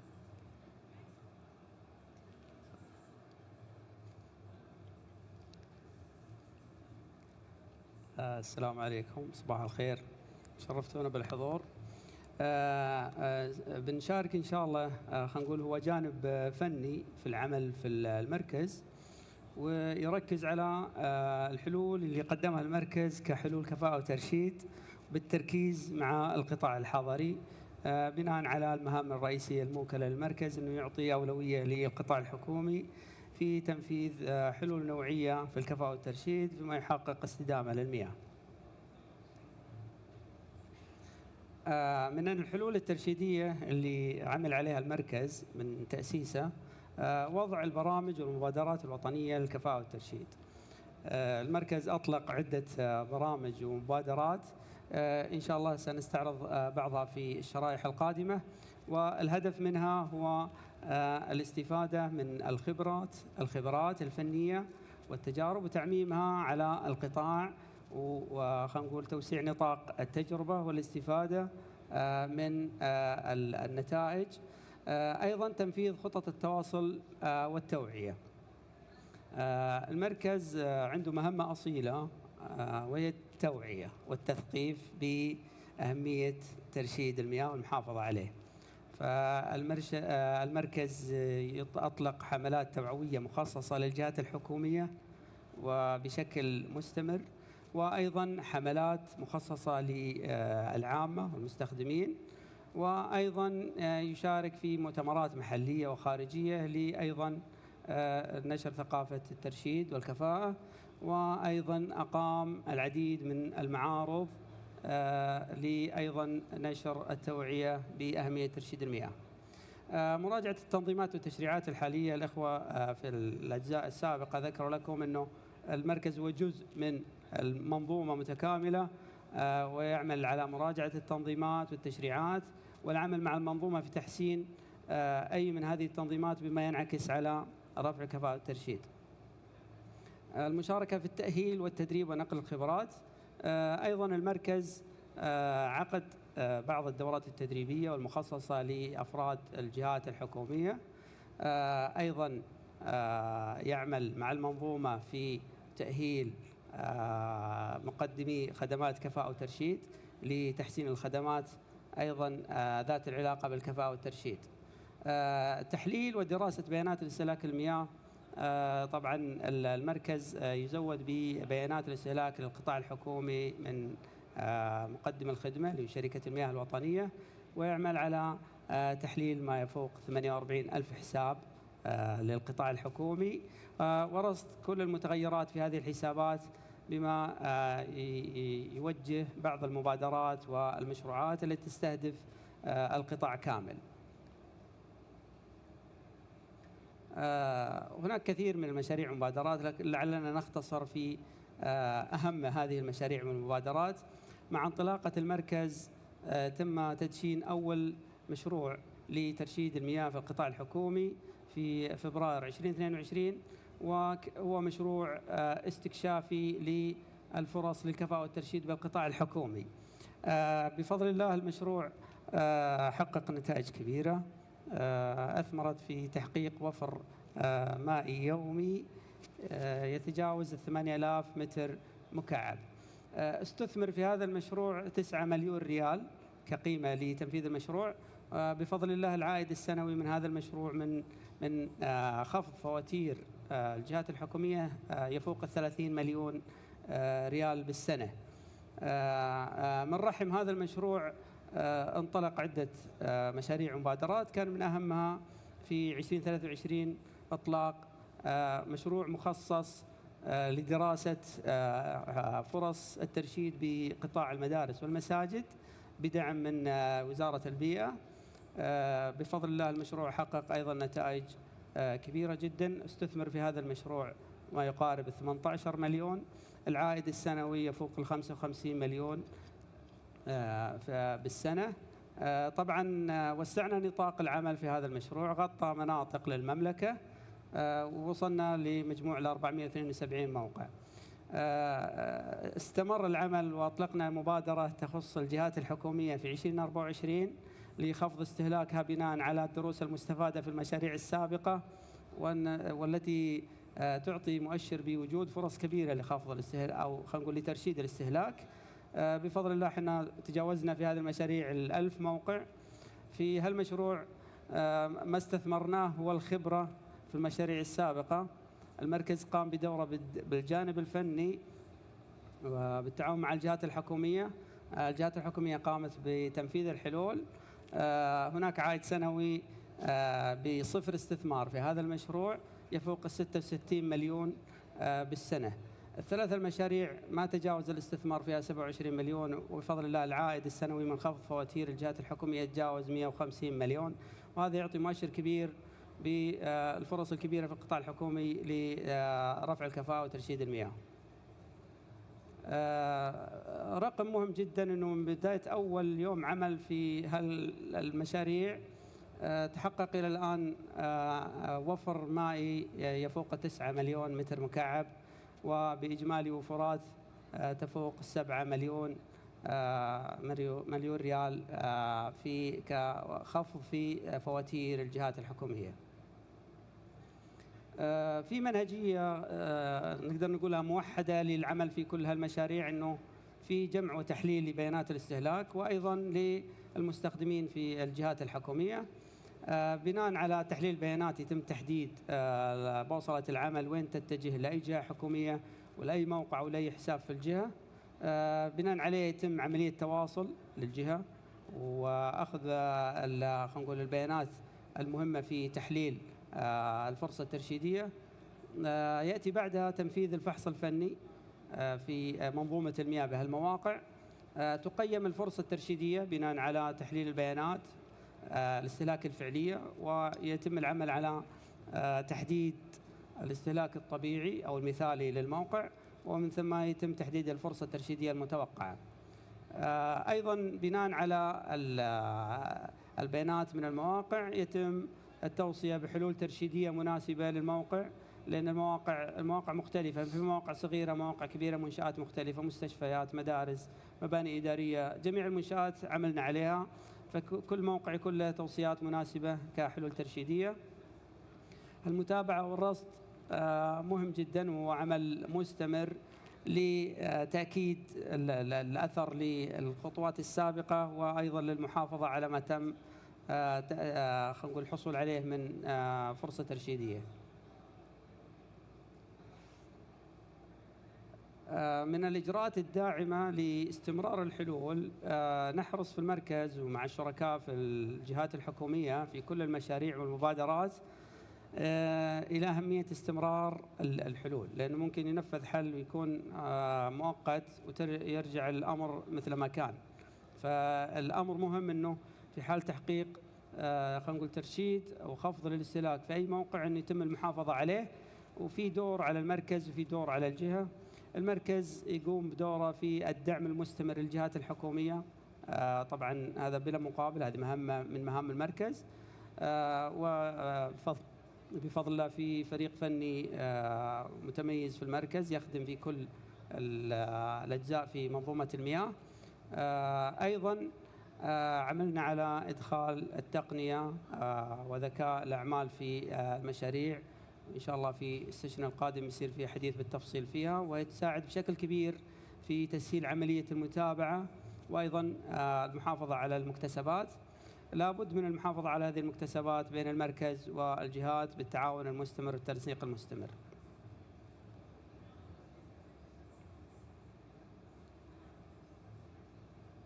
أبو محمد، ننتقل الآن مع المهندس تركي القرني المدير العام للشؤون الفنية للحديث عن توظيف التقنية للاستدامة. يعطيكم العافية. السلام عليكم ورحمة الله. في جزئية ساقطت. الصوت واضح؟ طيب، حياكم الله جميعا. اليوم بنتكلم عن دور التقنية أو توظيف التقنيات في ضمان استدامة حلول الترشيد واستدامة المياه بشكل عام. يمكن لو نتكلم على دور التقنية، احنا نبدأ بثلاث محاور رئيسية. مبادرات المركز إجمالا هي مبادرات تنظيمية، مبادرات فنية، وأيضا مبادرات تقنية لضمان اكتمال الدائرة، وأنه إحنا في الاتجاه الصحيح، خصوصا أنه كفاءة وترشيد المياه أو العمل على توظيف التقنية في مجال المياه بدأ متأخر مقارنة بالقطاعات الأخرى، ولكن هنالك احتياج، هنالك فرص، هنالك دافع لاستخدام التقنية لضمان إدارة المنظومات الهيدروليكية، واللي غالبا تكون إدارتها صعبة بحكم وجود التسربات، بحكم وجود الحاجة من المستخدم النهائي لاستمرارية الخدمة، بحكم ارتفاع أيضا تكاليف الإنتاج والنقل والتوزيع. نبدأها في منصة كشف. طبعا أطلق المركز منصة وتطبيق تحت مسمى كشف لإيصال طالبي خدمات كشف التسربات المنزلية بمقدمي الخدمات الموثوقين والمؤهلين واللي يملكون القدرة الفنية والمعرفة المهنية بتقديم الحلول. كان هذا أحد الأهداف، ولكن عندنا هدفين أخرى. كان الهدف الأول أنه قياس حجم سوق كشف التسربات، لأنه في المستقبل في عندها بإذن الله لائحة لترخيص وتأهيل مقدمي الخدمات. فبالتالي احنا محتاجين نعرف حجم السوق، حجم الطلب على هذا السوق، كيفية التعامل، جودة الخدمة المقدمة في السوق. إضافة إلى ذلك أنه اليوم لابد أن يكون فيه قناة. عندما نتكلم عن ترشيد استهلاك المياه يتبادر إلى الذهن دائما في موضوع الترشيد موضوع السلوك أو السلوك الاستخدام، فكن رشيد باستخدام المياه، ولكن لا، ترشيد المياه هو استخدام المياه بأسلوب رشيد في جميع نقاط الاستخدام، سواء كانت على مستوى كفاءة المنظومة. فبالتالي إذا كنت أنا اليوم أبحث عن تسربات واستخدام المياه أو هدر المياه الذي يحدث، فأنا إنسان رشيد، لأنه أنا حافظت في النهاية أو حققت الهدف النهائي وهو المحافظة على المياه. أيضا عندنا موضوع تعزيز الاستثمار. اليوم احنا عندنا أسواق ناشئة، عندنا إدارة متكاملة للطلب على المياه من خلال الاستراتيجية الوطنية للمياه. اليوم كل قطرة نحفظها هي داعم لإدارة الطلب على المياه، عوضا عن الاستثمار في إنشاء أصول رأسمالية سواء لإنتاج أو نقل أو توزيع المياه. كذلك حفظ حقوق المستفيدين. اليوم لما يكون عندي قناة تقدم من خلال الخدمة، فأنا ضامن لجودة الخدمة المقدمة من مقدم الخدمة النهائي، وكذلك الحد مثل ما ذكرنا من تسربات المياه في المباني. طبعا إذا نتكلم على التطبيق، ولله الحمد اليوم التطبيق غطى جميع مناطق المملكة بأكثر من 105 فني يعملون على جميع مناطق المملكة. كذلك حقق وفورات أو خفض في الاستهلاك من تقريبا 2.4 متر مكعب في اليوم إلى 0.8 متر مكعب في اليوم عند كثير من المستهلكين. هذا متوسط استهلاك لما نجمع استهلاك المستفيدين. عدد الشركات اللي تقدم الخدمات تقريبا 40 شركة. نفذ خلال السنتين الماضية أكثر من 23 ألف طلب من خلال التطبيق. عندنا مبادرة يمكن ذكرها قبل قليل أخوي المهندس فهد، اللي هو تطبيق الحلول الترشيدية في المساجد والمدارس. اليوم لا يكفي أنه إحنا نقدم الحلول الترشيدية في المرافق الخدمية. الرسالة النهائية ليست في تقديم الخدمة مرة واحدة، ولكن في استمرار الخدمة. لماذا استهدفنا المساجد والمدارس؟ لأنه هي يمكن أكثر قطاعين مستهلكة للمياه، أيضا هي أكثر قطاعين تمس عموم، يعني ما في بيت إلا هو يتعامل مع المساجد والمدارس إن لم يكن بشكل يومي، فهو سيمر عليه فترة أو فترات، خصوصا في تعليم الأبناء سيمر عليه القطاع التعليمي. طبعا حتى نوظف التقنية في هذا المجال قمنا بإنشاء منصة لمراقبة الاستهلاكات وضمان استمرارية الاستهلاك بعد الحلول. كان فيها 3 مكونات رئيسية. تم تركيب عدادات قياس تدفق لحظي في كل موقع قمنا بالعمل فيه. بعد ذلك حدد كفاءة استهلاك المياه وحددت الفرصة الترشيدية. قمنا بتركيب مجمعات للقراءة في المناطق المستهدفة. كانت المناطق المستهدفة بهذا المشاريع 3 مناطق، منطقة أو عفوا 3 مراحل. المرحلة الأولى كانت في منطقة الرياض، المرحلة الثانية شملت منطقة مكة المكرمة والمدينة المنورة، والمرحلة الثالثة منطقة القصيم والمنطقة الشرقية، بحيث نجمع كل بيانات الاستهلاك ونبدأ تحليلها. نعرف تحليل أو استهلاك مرجعي للفرد في كل موقع من المواقع. نحصر المستخدمين وبالتالي نقيس كفاءة الاستخدام، ثم ننفذ مجموعة من الحلول الترشيدية ونضمن استمرار الحلول أو مراقبتها على الأقل 3 شهور قبل اعتماد ورصد الوفر. أيضا توفر المنصة عدد من التنبيهات أو الألارمز على في حال تغير سلوك الاستهلاك، وبالتالي نقوم بمباشرة الموقع ونجد فعلا أنه في إشكالية مثلا في الاستخدام، أو أنه بعد ما تم تنفيذ الحلول تم العبث ببعض أجزاء هذه الحلول. فنضمن بإذن الله بعد الله سبحانه وتعالى استمرار هذه الحلول. وشاركنا المنصة مع الجهات الشريكة اللي هي وزارة التعليم، وزارة الشؤون الإسلامية، والدعوة والإرشاد. أيضا عندنا المنصة أو منصة ذكاء الأعمال، وهي منصة حديثة قام المركز بتدشينها مؤخرا. هذه المنصة تجمع استهلاكات الجهات الحكومية بنفس تقريبا فكرة المنصة في المساجد والمدارس، ولكن هذه تقيس بناء على الفوترة الشهرية للجهات. كذلك تجمع معلومات الجهات المستخدمة، سواء كان مصادر المياه للمواقع، الاستهلاكات المختلفة للأغراض المختلفة، سواء كانت لأغراض الاستخدام الحضري أو لأغراض الري في المواقع.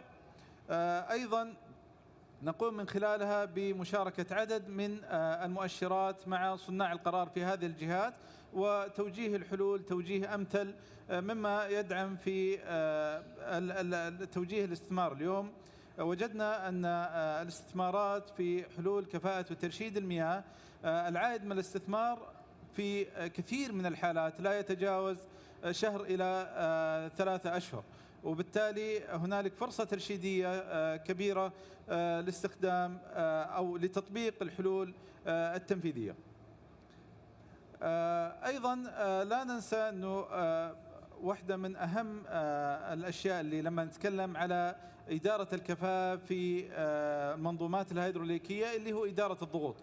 اليوم في عندنا مجموعة من الحلول، واللي نقوم صراحة في المركز بدعمها ودراسة كفاءتها مع الشركاء. منها مثلا مضخات ذات السرعات المتغيرة، واللي في تعطي مجموعة من الفانكشن اللي ممكن نبداها مثلا بإعطاء ضغط على حسب الطلب، وبالتالي أنت لا تحتاج إلى ضغط ثابت طوال الوقت، مما يسبب انكسارات أو يسبب مشاكل تسربات في الشبكة.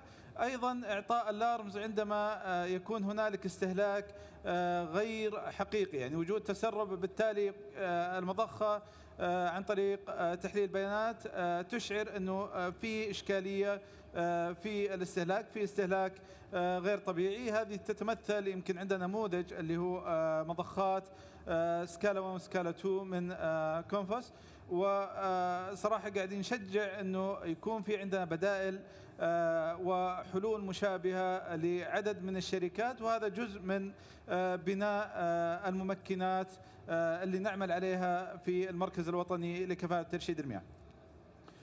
أيضا نتكلم على مستشعرات التسربات. هي مستشعرات ذكية تربط عن طريق شبكات الإنترنت وتوضع في عدد من المواقع، وبالتالي عند وجود تسرب مباشرة ترسل الارم للمستخدم وإشعاره بوجود تسرب مياه، خصوصا في المواقع الظاهرة والأكثر شيوع في تسربات المياه. عندنا أيضا عندما نتكلم عن ترشيد المياه في القطاع الحضري لا ننسى موضوع لاندسكيبنج أو موضوع إدارة منظومة الري للحدائق المنزلية، أو حتى ممكن نوسع بشكل أشمل إدارة نظام الري في الزراعة. عند مجموعة من الحلول اللي تعتمد على أنظمة الذكاء الصناعي، وبالتالي عندنا يعني رصد المتغيرات الجوية عن طريق محطات الأرصاد أو التطبيقات اللي توفر بيانات تغير المناخ، وبالتالي يتم بناء عليها جدولة الري. كذلك مؤقتات الري اللي يمكن تركيبها، مستشعرات الرطوبة، جميع هذه المكونات يمكن ربطها عن طريق الذكاء الاصطناعي وإعطائنا منظومة أو إدارة لمنظومة الري مؤتمتة بشكل كامل، لا تحتاج في الغالب إلى تدخل بشري. الجميل أنه هذه التطبيقات تطبيقات بسيطة ويمكن تطبيقها حتى في المنازل إذا ما تكلمنا على مستشعرات الرطوبة، مؤقتات الري، وأيضا ربطها بمنظومة الجدولة الإلكترونية، وبالتالي بالعمل على هذه المنظومة وربطها كذلك على التطبيقات الذكية، بالعمل على ربط هذه المنظومة نستطيع أن ندير كفاءة الري في منازلنا وفي مزارعنا بشكل أفضل. عندما نتكلم على مستقبل الذكاء الاصطناعي وإنترنت الأشياء، نجد أنه الفرص كبيرة. من خلال الذكاء الاصطناعي نستطيع أن نحلل بيانات الاستهلاك، مصادر المياه، جودة المياه، الاحتياج في الطلب على المياه، وبالتالي هنالك مجموعة كبيرة من البيانات اللي ممكن نخرج من خلالها بعدد من التوصيات.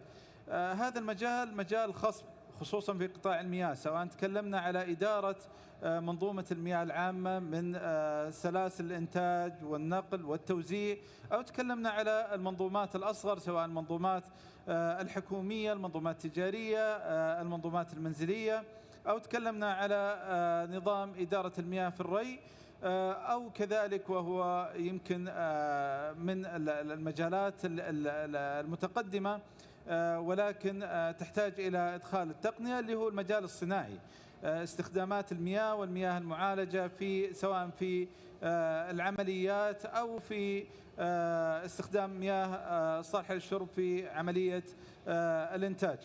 ومن خلال إنترنت الأشياء مثل ما ذكرنا أنه اليوم عندنا مجموعة من الأجهزة، مجموعة من التطبيقات. اليوم نتكلم على منظومات المدن الذكية، كيف ممكن نعمل على إدارة الضغوط من خلال إنترنت الأشياء، بحيث أنه منظمات الضغوط تربط مع البريشر لوجرز أو مستشعرات الضغوط، وبالتالي يتم فتحها وإغلاقها آليا. كذلك نتكلم على العلم الجديد اللي هو علم النويز لوجر وتركيبها على منظومات الشبكات لكشف التسربات. اليوم حتى كان هنالك تساؤل عن هذه المستشعرات ومدى جدواها في المدن المزدحمة أو اللي فيها الترافيك عالي والإزعاج عالي، هل كفاءتها جيدة أو لا؟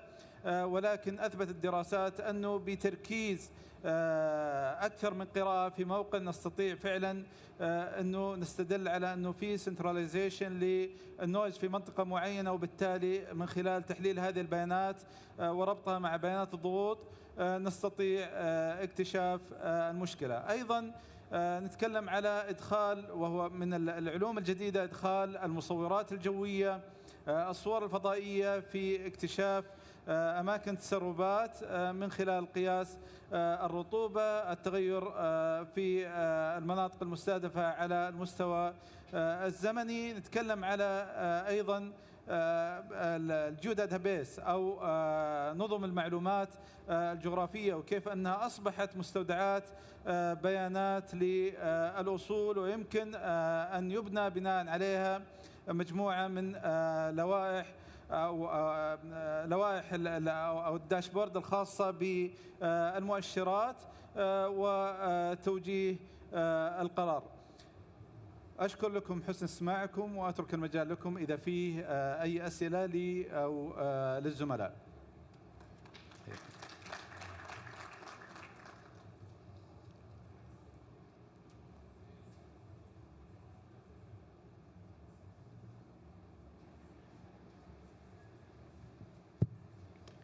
السلام عليكم. أول شيء يعطيكم العافية جميعا. يعني كلمة الثناء قليلة في حقكم، والجهد اللي تبذلونه كبير جدا لمصلحة البلد والمستقبل القادم بإذن الله. أنا عندي سؤال بس للمهندس فهد بخصوص الاسم صحيح ولا أنا غلطان؟ نعم صحيح. ذكرت صراحة جانب مهم اللي هو عملية الاستثمار وعملية العائد. فأنت استثمرت تقريبا بحوالي 17 مليون وطلعت 150 مليون، وذكرت نقطة جميلة إنه في الأخير صار الكوست زيرو خاصة بالنسبة للقطاعات الحكومية. هل هي مناطقيه يعني بدت في منطقه الرياض وراح تنتقل للمناطق الثانيه؟ يمكن ذكرت انه ترى بدينا بالقصيم وفي الرياض وفي مكه. هل في بلان انه خلال الثلاث سنوات القادمه تغطى كل المملكه بما فيها اللي هو بالذات المدارس والمساجد؟ لانه النسب اللي جالس ذكرتها مره جدا عاليه، واتوقع انها تكون خطه متكامله عشان نعرف قديش راح يكون في التزام، خلينا نقول، من الجهات. الجانب الثاني ذكرت نقطه انه القطاعات الحكوميه اللي انتم تتعاونون معاها اكثرها يعني جالسه تجيب حلول. يمكن ذكر المهندس تركي انه في حلول، بس الحلول قد تكون مؤقته. طيب كيف انا ممكن فعلا الحلول هذه تكون دائمه وتكون عليها رقابه مستمره، وتاكد انه في تعاون من القطاع الحكومي بحيث انه يقلل الاستهلاك للمياه على حسب المبنى وعلى حسب الاشخاص اللي موجودين فيه. ويعطيكم العافيه مره ثانيه. الله يعافيك.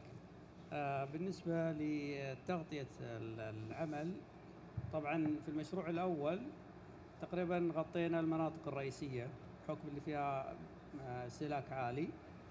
المشروع الثاني مدارس ومساجد وسعنا نطاق العمل. المبادرة الأخيرة هي شاملة لكل المناطق، تم تنفيذ العمل فيها في كل مناطق المملكة.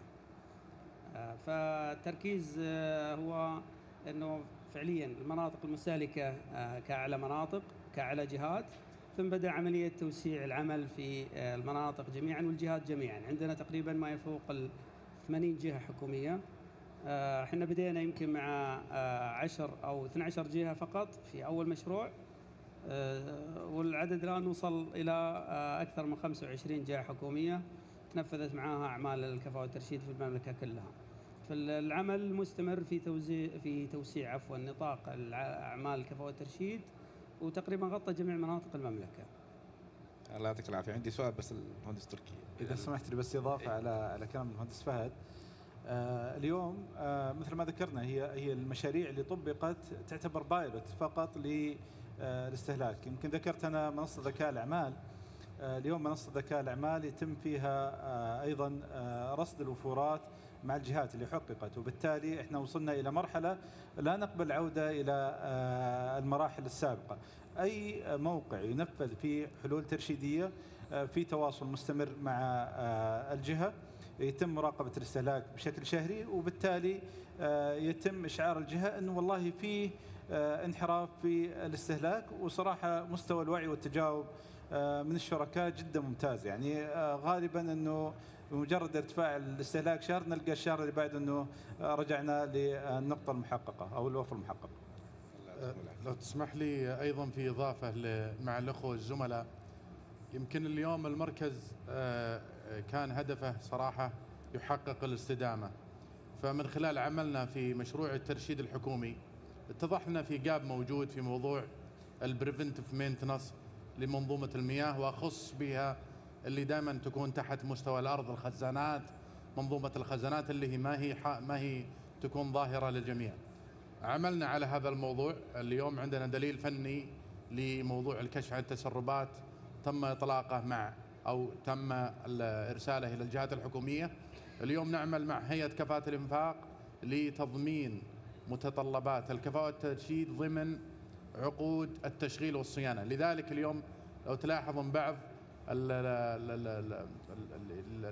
إعادة أو معدل استرداد رأس المال سريع جدا، ولا في بعض الأحيان تكون زيرو انفستمنت، لأن فعلا عقود التشغيل والصيانة تغطي هذه الخلل. فذلك اليوم إن شاء الله الموضوع يعني قاعد ينمو بشكل كبير. في دليل فني للكشف عن التسربات ودليل فني لموضوع كفاءة ترشيد المياه في القطاع الحكومي.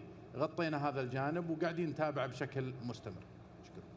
الله يعطيكم العافيه. انا صراحه نقطه الادله انا اشوف، كنت اتكلم مع سياده المهندس فهد، الادله اللي موجوده انا اشوف انه صراحه يعني موضوع بمعايير مره ممتازه جدا، وتطبيقها ان شاء الله باذن الله تعالى راح يسوي نقله نوعيه.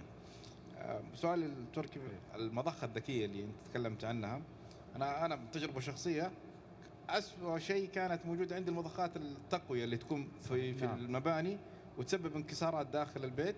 صحيح. وثاني شيء انه بريشرها ثابت، الضغط حقه ثابت. صحيح. فنسبه الاستهلاك عاليه.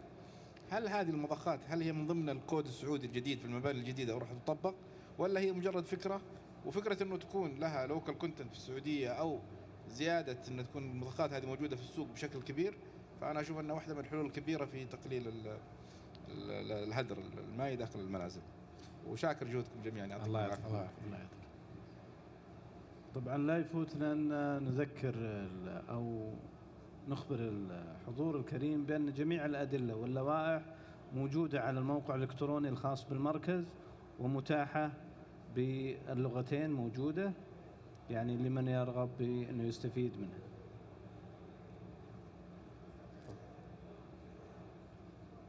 بسم الله الرحمن الرحيم. اسمي حسين العطفي، أنا الأمين العام للمجلس العربي للمياه، منظمة دولية عربية مقرها بالقاهرة. الحقيقة أنا يعني بضم صوتي للإخوة اللي قالوا إنه هناك طفرة نوعية احنا شايفينها فعلا، وفي وقت بسيط أتصور إنه ده حصل، وده بيساعد على استدامة الموارد المائية 100% طبعا، خصوصا في دولنا يعني بتعاني من ندرة المياه. الفكرة دلوقتي، طب هل في توجه ان تنقل هذه الخبرات للمنطقة العربية مثلا للدول الأخرى؟ يعني احنا عندنا رسالة في المجلس ان احنا بندعم وبنتعاون في موضوع نقل الخبرات وتبنيها وعلى مستوى الدول العربية. نعم. فأتصور ممكن هناك جدا يكون في مجال للتعاون مع المركز الموقر. نعم. في نقل هذه الخبرات والاستفادة من الدروس اللي موجودة في دول عربية أخرى، ممكن أنها تبقى يعني تستعين بالخبرات دي في هذا الموضوع. أنا يعني متصور أن ده ممكن يكون أحد الفرص المتاحة لهذا الوضع. شكرا محمد. طيب إذا سمحت لي أولا أشكرك على السؤال. إحنا اليوم في المملكة العربية السعودية نفتخر برؤية قائدها سمو سيدي ولي العهد، وعنوانها صراحة نحلم ونحقق. احنا فعلا في قطاع المياه يمكن على موضوع تحلية المياه اليوم المملكة هي ريفرنس على موضوع التخصيص وسرعة موضوع التخصيص. أتوقع أنه اليوم المملكة العربية السعودية، وهذه معلومة يمكن كثير ما يعرفها، تعتبر بنش مارك في قراءة الاستهلاك وفوترته آليا. اليوم لما نتكلم على مشاركة الخبرات، يعني يمكن برضو ما أنسى أنه المركز اليوم إنشاءه، يعني اليوم إحنا انتقلنا من موضوع فقط الاستثمار في إيصال الخدمة وجودة الخدمة إلى موضوع ضمان الكفاءة وترشيد الاستهلاك، يعني استشعار مسؤولية الاستدامة. يمكن أطلقنا في يوم 4 ديسمبر مبادرة بالشراكة مع القطاع الخاص اللي هو مبادرة الصافي الإيجابي من المياه. مشاركة الخبرة احنا في المملكة العربية السعودية أيضا منفتحين عليها، والدليل على ذلك إعلان سمو سيدي ولي العهد إنشاء منظمة عالمية تعنى بالمياه مقرها مدينة الرياض. بالنسبة للإخوة في العالم العربي، وإحنا جدا منفتحين على مشاركة الخبرات، ونتمنى بإذن الله أنه يعني نكون كعرب قادة للعالم في موضوع كفاءة المياه.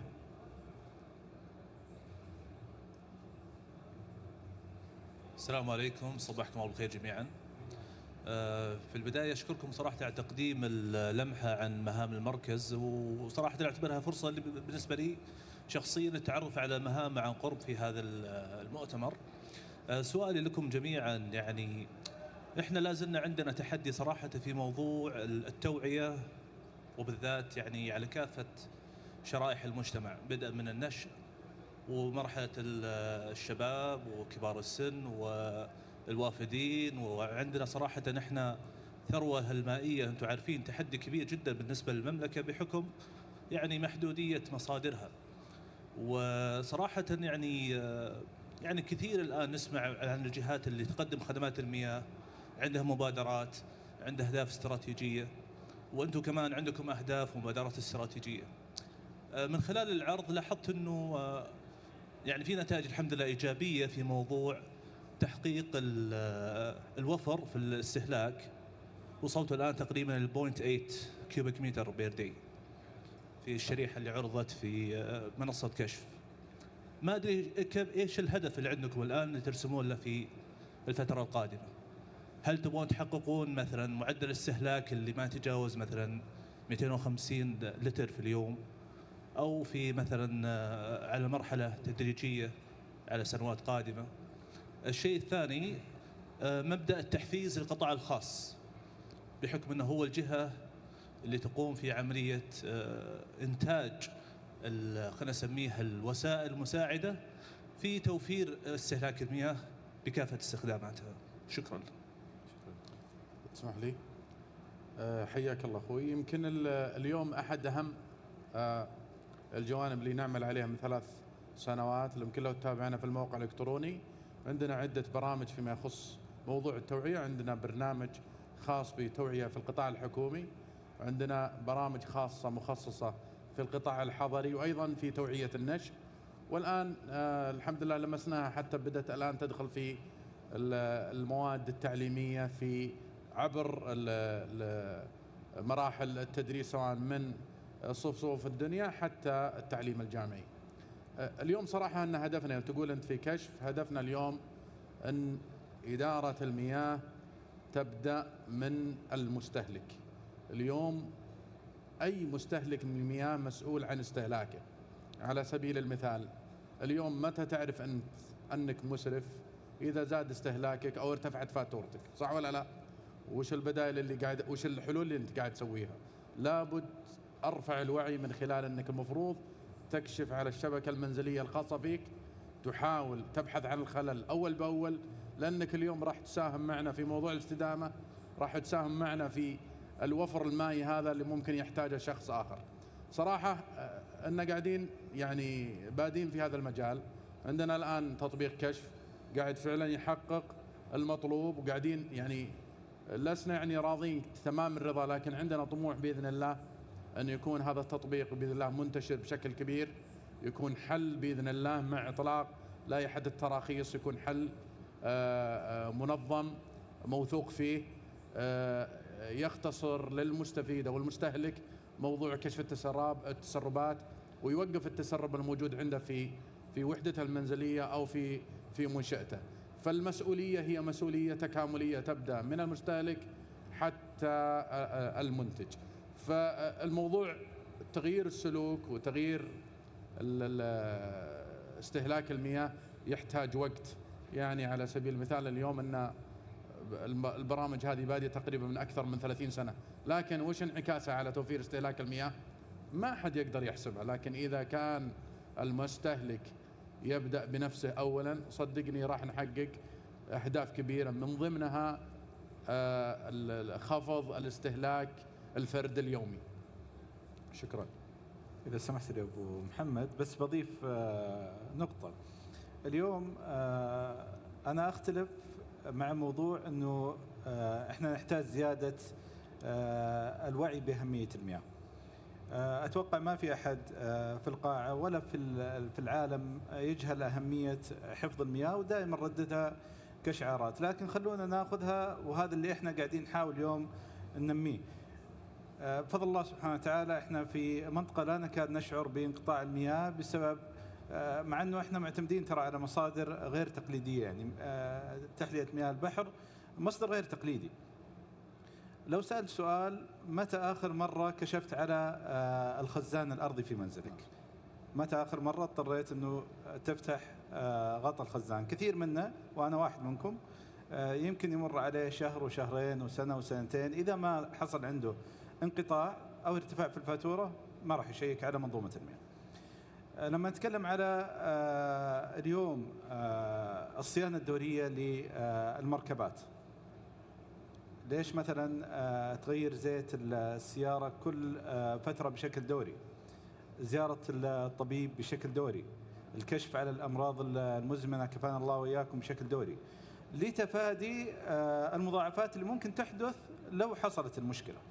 فإحنا اليوم نقول الوقاية خير من العلاج، هذا هو الشعار العريض اللي إحنا قاعدين نقول. ترى عملية الترشيد هي ثقافة ما هي بوعي.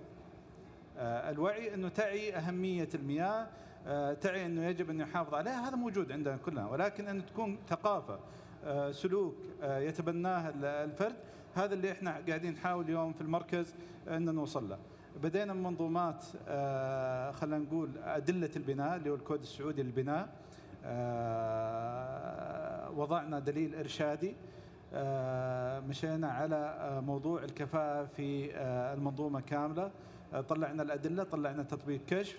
اليوم قاعدين نشارك منصات، قاعدين نعرف الاستهلاك المثالي، وراح يكون منشور قريبا في كل استخدام، سواء استخدام منزلي، استخدام في أي نشاط من الأنشطة المختلفة، سواء كانت مباني مكتبية، استخدامات في القطاع الصحي، استخدامات في القطاع التعليمي. وبالتالي احنا قاعدين نوفر أدوات تبني الوعي والتوجه لدى المستهلك. دائما نحاول أيضا في ثقافة ترشيد الاستهلاك أن نفرق بين تقليل الاستهلاك وترشيد الاستهلاك. أنا ما أقول لك قلل، ولكن استخدم بأسلوب رشيد. لما مثلا أعطيك ممارسة بسيطة كلنا نمارسها في البيت، لما أنت فاتح الموية وتفرش الأسنان والموية قاعد تمشي، هذا هدر. لكن لو رحنا الفنادق نجد أنه في كوب، الكوب هذا خاص تضع فيه الماء وقت تفريش الأسنان بحيث أنه يعمل ترشيد. ليش ما نتبنى هذا كثقافة مع أولادنا وأسرنا؟ فإحنا اليوم نبني ثقافة أكثر من كوننا مجرد توعية أو إرشاد. أنا أكاد أجزم أنه إحنا وصلنا مرحلة اليوم من خلال التقنية، من خلال وسائل الإنترنت، حتى الأطفال في المنازل يعرفون السلوكيات الصحيحة، ولكن كيف نتبناها كثقافة.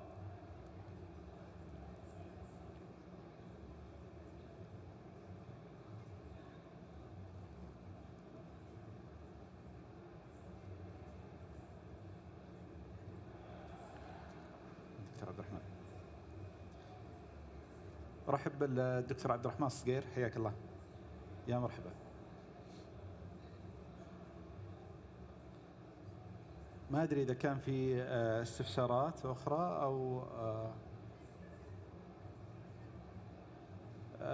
أخيرا إذا سمحوا لي الزملاء، يمكن اليوم إحنا نفخر بمجموعة من الشراكات سواء في القطاع الحضري مع منظومة الوزارة ومنظومة المياه بشكل كامل أو الجهات الحكومية.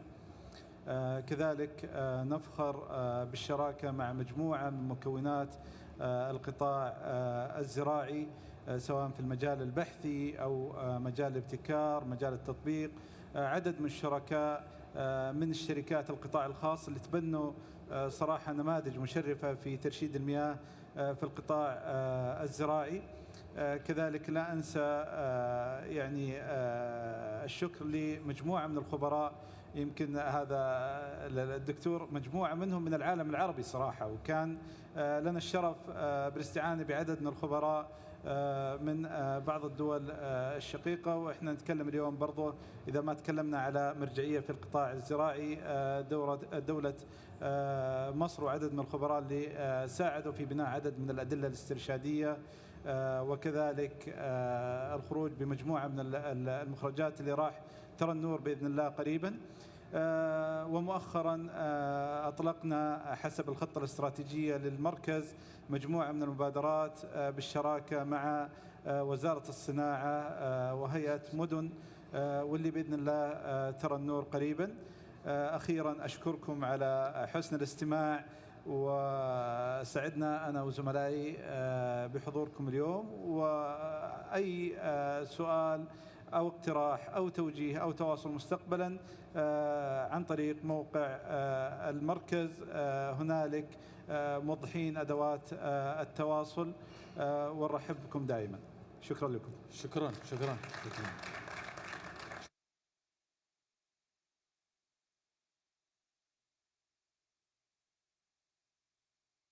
Ladies and gentlemen, the session has now finished.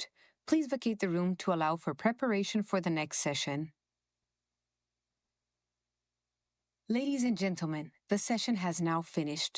Please vacate the room to allow for preparation for the next session.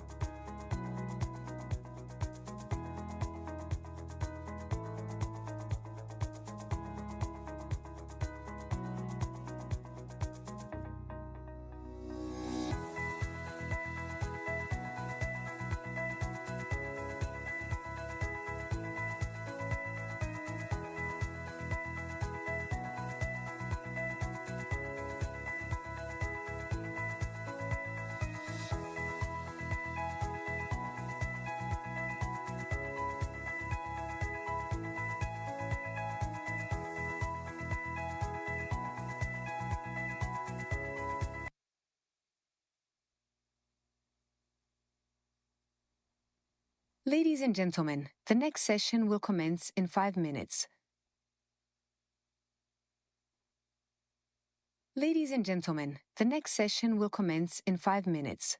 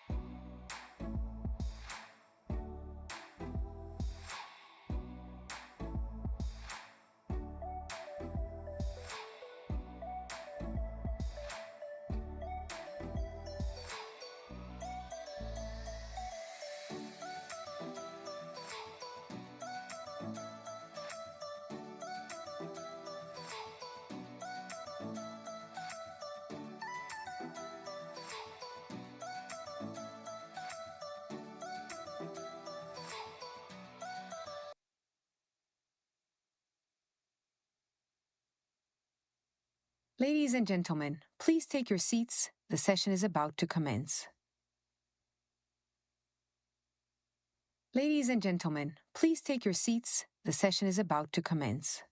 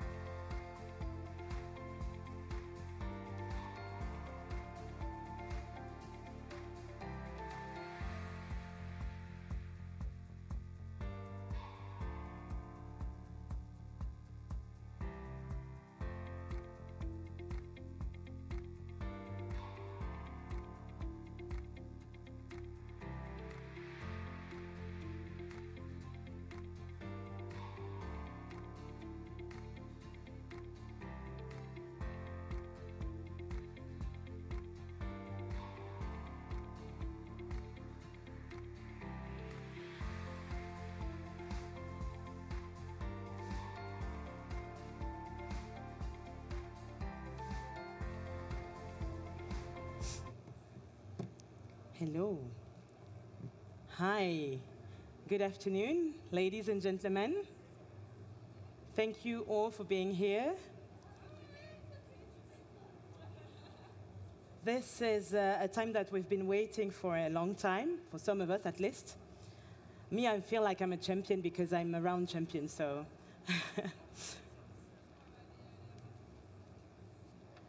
As we are getting ready to start, I'll just let you know how everything will go for today.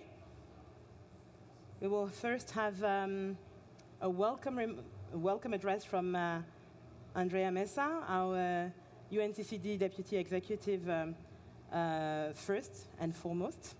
And then, please, Ms. Mesa, you can just, of course, come in. And then we'll proceed with the award ceremony. But for now, please welcome Madame Andrea Mesa, the Deputy Executive Secretary of the UNCCD. Madame Mesa, you can use the mic.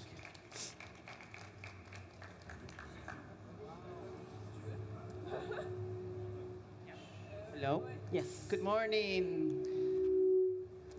Thank you for the invitation. I've been here. It's really, I'm delighted to be among our champions that inspire us every day. And in this Sportland champion announcement, really distinguished friends, athletes, guests, thank you for being here, excellencies and representatives of the different embassies and the diplomatic corps.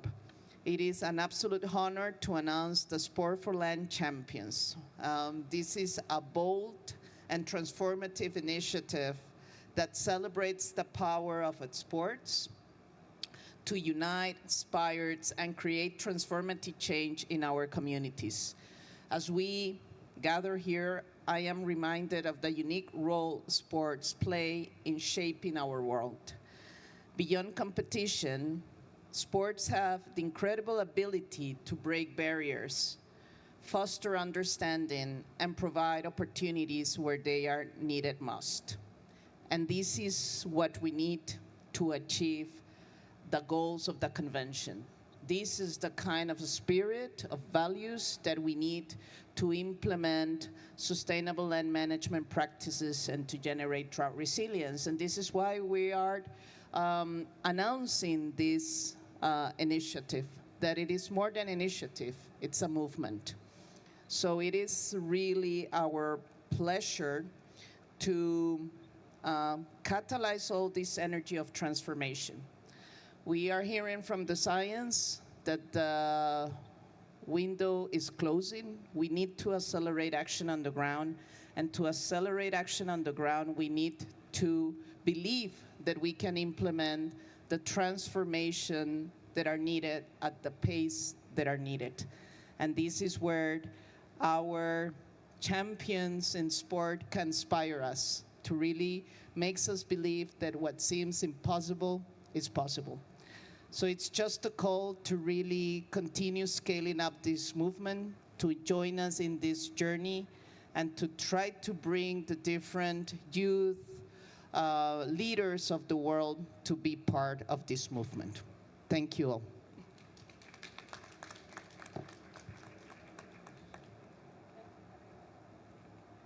Excellency, thank you. We know that you're running to different events today, and we appreciate your time. Thank you very much, Your Excellency. A round of applause, please.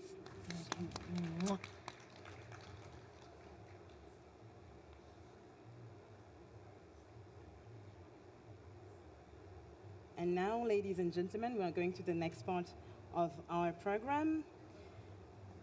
We've heard from Her Excellency about the importance of linking sport to the cause that brings us here today, desertification, drought, and land degradation. And today we also have the pleasure to welcome champions who are very inspiring and who are very committed to their role. My name is Raisa Okoy. I have the privilege to host the Sports for Land ceremony. Sports for Land is an impactful initiative launched at the Paris 2024 Olympics to bridge the powerful connection between sports and land. Yes, ladies and gentlemen, there is a connection. because the equivalent of 4 football fields of healthy hands is degraded every second.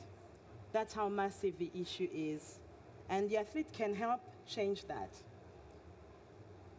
So we have this presentation of the Sports for Land initiative that has been made for you. That is supposed to come up.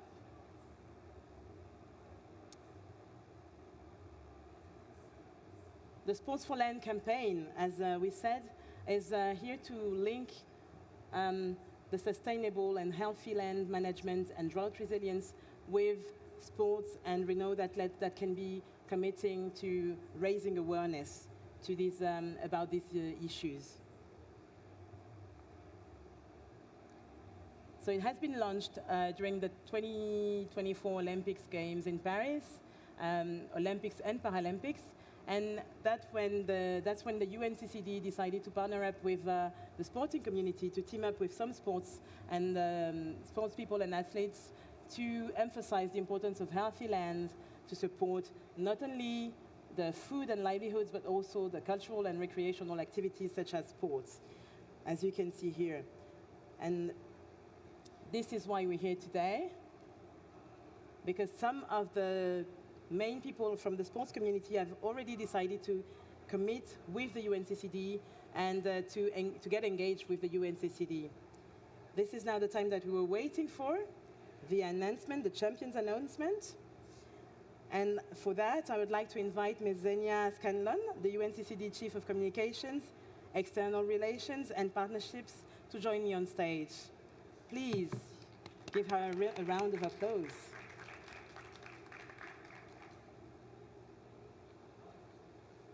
I hope you guys are ready, because we will make big announcements. Are you ready?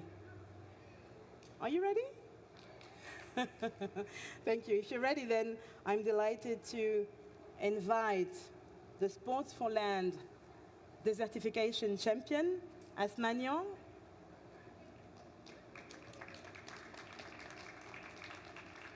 Asmanian, for those who don't know her, she's a champion and a 6-time African champion. She has a career in judo, where she runs from Morocco. Asma also took part in 2 Olympic Games editions in 2016 and Tokyo 2021.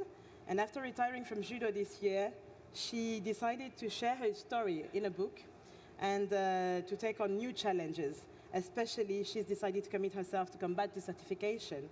And she does that through the work she does with a foundation called Isa Slawi Foundation. And she helps social integration of nomadic communities who are forced to leave their lands due to the effects of climate change. Please give her another round of applause. Excellencies, ladies and gentlemen, it is now time for me to call the next champion. And for that, of course, we need to give you, I'm so sorry to give the distinction to Asmanian. She's the Sports for Land desertification champion. We're very proud to have her here. And so the next person I would like to call is the Sports for Land food security champion, Naomi Akakpo. A round of applause, please. Naomi Akakpo is a Togolese sprinter and 100-meter hurdler who symbolizes the values of the Olympic spirit. She gives her best to overcome the obstacles in life and on track. And Naomi has no other limit than the sky. That's what she says. As a nutritionist, Naomi wants to impact her generation and beyond. And she wants to help a community to eat better and also to make a better use of land. Naomi, it's now time to receive your award from Xenia Scanlon. Congratulations. Naomi, so as I said, is the food security champion, the Sports for Land food security champion. The next person who would like to call is Franck Caissier. Franck Caissier is an Ivorian player known for his brilliant career so far. Unfortunately, Franck is not among us today, personally, but because he's due to play a game today, but he took the time to record a video for us. And I think we can play this video now, if you guys are ready. Or am I the one playing the video?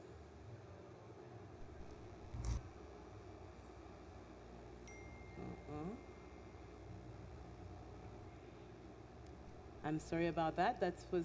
I'm so emotional that now the remote doesn't obey me anymore.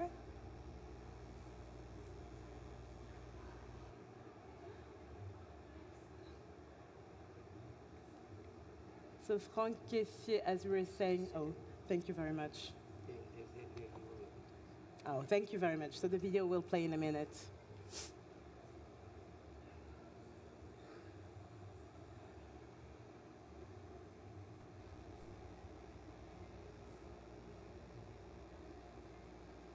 Voilà, that is Franck Caissier. Bonjour à toutes et à tous, je suis Franck Caissier, joueur de football à Al-Ali.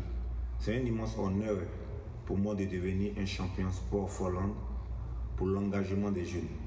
Saviez-vous qu'à chaque seconde nous perdons l'équivalent de 4 terrains de football en terre saine à cause de la dégradation des terres? Cette terre nous offre bien plus que 95% de notre alimentation. Elle nous habille, nous abrite, nous fournissent des emplois et des moyens de subsistance et nous protège contre l'aggravation des sécheresses, des inondations et des incendies de forêt. En tant que sportif, j'ai appris que le travail d'équipe, la persévérance et la passion peuvent transformer des défis en victoires. Aujourd'hui, je vais transmettre ce message aux jeunes du monde entier.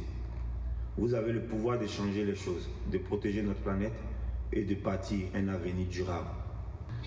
Malheureusement, je ne peux pas être avec vous aujourd'hui à Riyad, car je dois marquer un but pour mon équipe. Mais je suis fier de faire partie de cette campagne et j'appelle les jeunes, les athlètes et tous ceux qui croient à un avenir vert à se joindre à nous pour faire la différence. La dégradation des terres est un défi mondial. Mais ensemble, nous pouvons marquer un but pour la restauration des terres et la résilience. Grâce au sport, nous avons l'opportunité d'unir les communautés et d'inspirer des actions concrètes pour préserver notre planète pour des générations futures. Merci et à bientôt sur le terrain pour nos terres et pour notre avenir.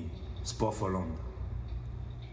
Sports for Land. Thank you very much. So that was Franck Caissier's message from Jeddah. He recorded it especially for us today. Franck Caissier is the Sports for Land Youth Engagement Champion. And to receive his distinction, I would like to invite, if he's arrived, I would like to invite His Excellency Mamadou Touré. Is he yet there? Okay, so he's not arrived yet, so I would like to invite our colleague Laurent Kosivi to please receive the distinction for Franck Caissier from the hands of Zenia Scanlon.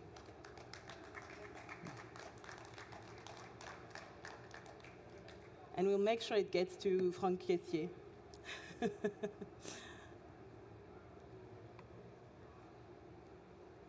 Thank you very much. This is the Sports for Land Youth Engagement Champion for Franck Caissier. Last but not least, I have the privilege to call to the stage the Dutch gold medalist in wheelchair, Basketball Tokyo 2021 and Paris Olympics 2024. It's Jitske Visser. Until recently, Jitske was also chair of the International Paralympic Committee, IPC, the Athletes Council, where she made sure to manage the Paralympics athletes situation. She is the Sports for Land Inclusion Champion. Congratulations, Jitske.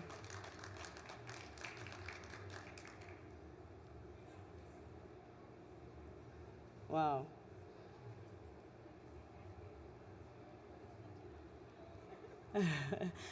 Congratulations, ladies. So we'll ask Zenia to maybe come closer for the picture. Center, yes? Zenia, you don't want to be in the center? No, it's fine.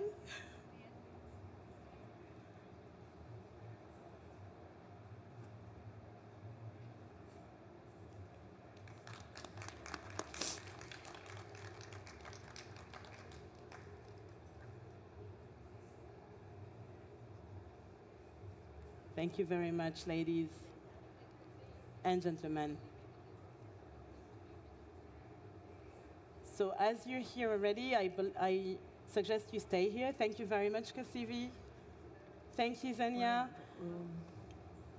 And I will join you there for a little panel discussion. Maybe you want to come there? No, I'm good here. You 'Cause good? then, she can sit on the last chair. I will sit here.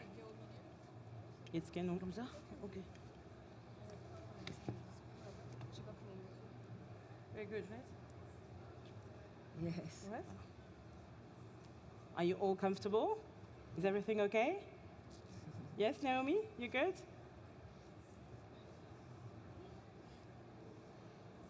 So Naomi and I'm just explaining the audience that Naomi and Asma are French speaking, and they will make the effort today to speak in English, just for you guys, and we appreciate it. Thank you for being here today, for making the time to join us and tell us our story and share our stories, your stories with us. Asma Nyan, I will start with you. You are an Olympian judoka and Sports for Land champion, desertification champion. What personal experiences have shaped your understanding of desertification and its impacts? So, hi everyone. So, I apologize for my English. I try today, everybody can understand me. So, honestly, for beginning, 4 years ago, I didn't know about desertification. But, you know, I come from Senegal and Morocco, but I grew up in France, but my heart, it's nomadic. I am Peul, you know, if Senegalese is here, I am Peul, and Peul, the first Peul, it's nomad.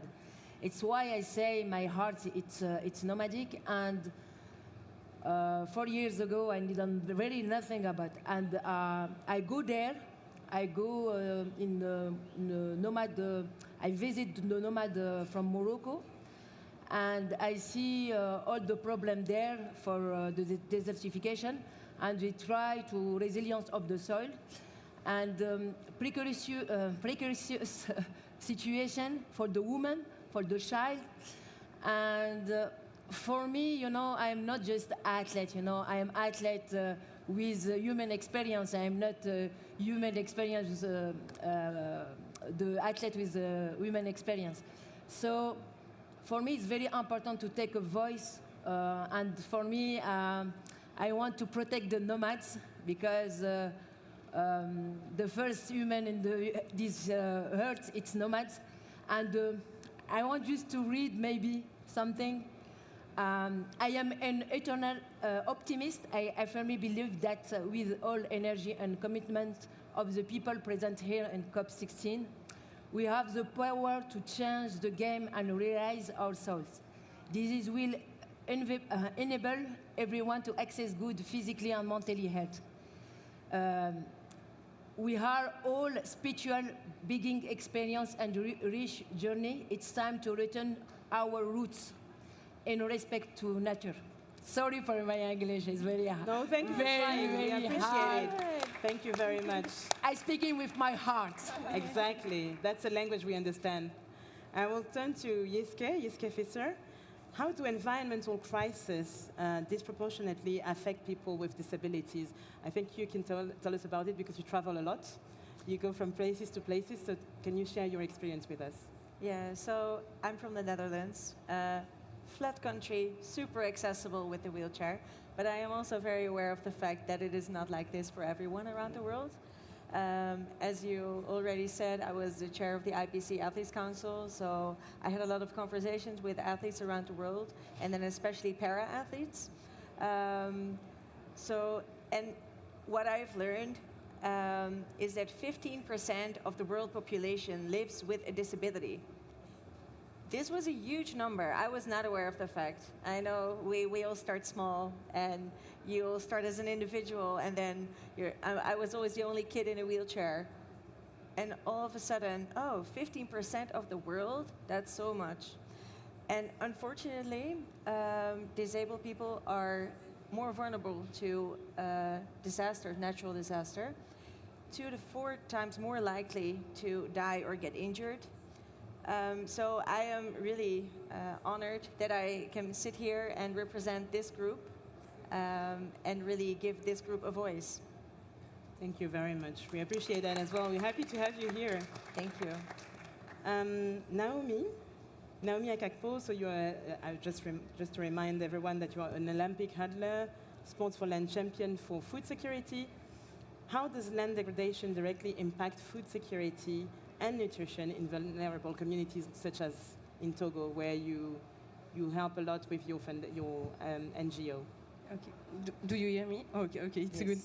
good. Sorry for my English because it's not my first language, but I try. So, land degradation directly impacts food security and nutrition in different ways. Firstly, it reduces the fertility of soil and the access to sufficient nutritious food. So it means lower quantities and lower quality, and both lead to malnutrition. So we have a huge impact on health and development for the vulnerable communities.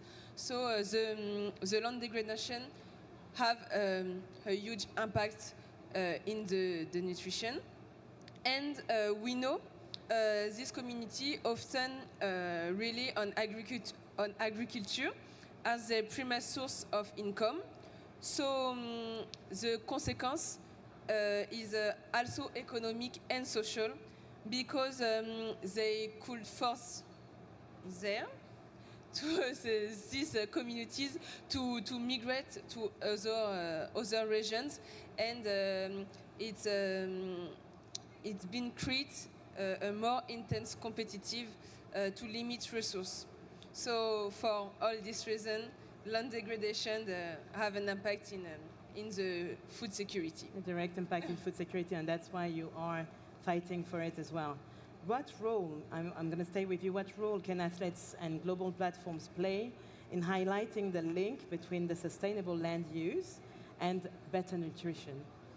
Okay, so we can easily raise awareness, especially for young people. We know we inspire a lot of people with our performance, our mindset. So by the social media, we can touch everybody, and we can use this platform to share this message. As a dietitian and nutritionist, my role is also to simplify the message for everyone can understand what we want to tell us. And we can use sport to educate and create a link between sustainable land use and management, better nutrition. And no offense to our politics, but I think by the sport we can create a movement, create an engagement by the young generation, because speeches is not what they prefer. So we are another way to make our voice to raise awareness. Yes, thank you. Through and thank you very much. So rather than just making speeches, we can also act. Is that what you mean? We can also have actions and create concrete actions. And we need the support to the authority to create action and program to do something real in our country, and we want to create a good collaboration between us and the authority. And of course, our role is to take time in our busy agenda to show the example and do something with a local ONG. And this is what I do with Pavilion in Togo. Thank you. Thank you. So working with NGOs locally and try to make an impact directly rather than in collaboration, obviously, with politicians and the authorities, as you said. Thank you. Jitske, I'm coming back to you. What role can adaptive sports play in empowering individuals with disabilities in the face of climate change or climate challenges, if you make Beautiful it global? question. Beautiful question. I think I want to start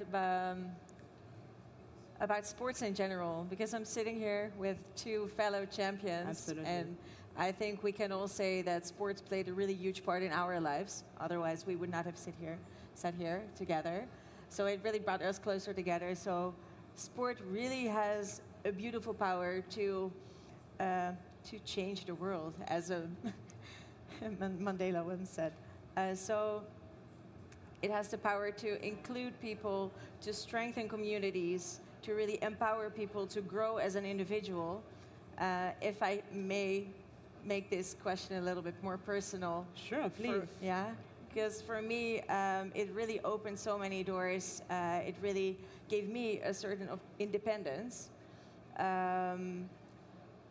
Because it really taught me how to, adapt to my disability, to what I can do, and really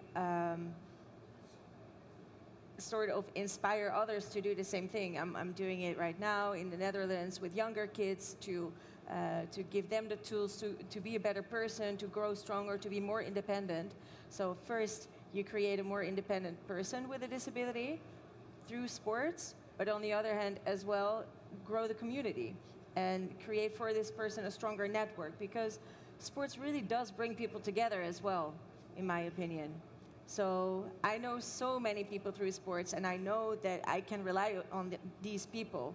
So if I'm in trouble, I can call whoever. And I really think that sports does this for people. So in crisis, you can rely on your sport network, but also on the independence that you created through it as an individual. As an individual, yeah. And this is real for all kind of sports, obviously. Not only for basketball. Yeah, not only basketball, but okay. And Asma, going back to you, in what ways do you think youth and athletes can play a leading role in combating desertification? Really, I am judoka. Judo, it's from Japan, And judo changed my life. Now I am a psychologist. So why I want to tell you this? The judo is the story of resilience. You go down, you go up, you have to learn to feel before you stand up. And when humans have trauma, have depression, have mental health sick, the soil is same, If you don't have a tree, if you don't have like, how can I say? You see, it's the same resilience. You say we are nature. For me, why I'm focused with nature, because I am nature, I am athlete, okay? But for me, for the athlete now, the industry of sports have to be clear and very responsible for me, because the sport have big inspiration, and now it's very, very difficult. I try. En fait, je souhaiterais dire, et ça c'est un discours vraiment très important pour moi, vraiment, que toute l'industrie du sport doit faire des événements éthiques. Yeah, she would like, it's really dear to her heart. She would like the whole sports industry to create sports events and responsible sports events, ethical sports events. Because when you put the events, it's not like fair for the nature, it's like it's impact athletes. Impact world, and I'm thinking about Olympic Games, les Jeux d'hiver, Winter Games as well. Yeah, for me it's very important to thinking about where you organize and more respect ecosystems, and for me it's very, very important because je souhaiterais vraiment dire que je pense vraiment que le sport peut changer les choses, parce que ça rassemble le monde entier dans un seul endroit, et de comment on pourrait organiser au mieux. We have to. Vas-y, okay, go. So she really thinks that sports has the power to gather people and make things stronger. Sorry, yeah. The first part was to gather people. We have to rethink when you're thinking about events. You have to thinking first nature. The first question.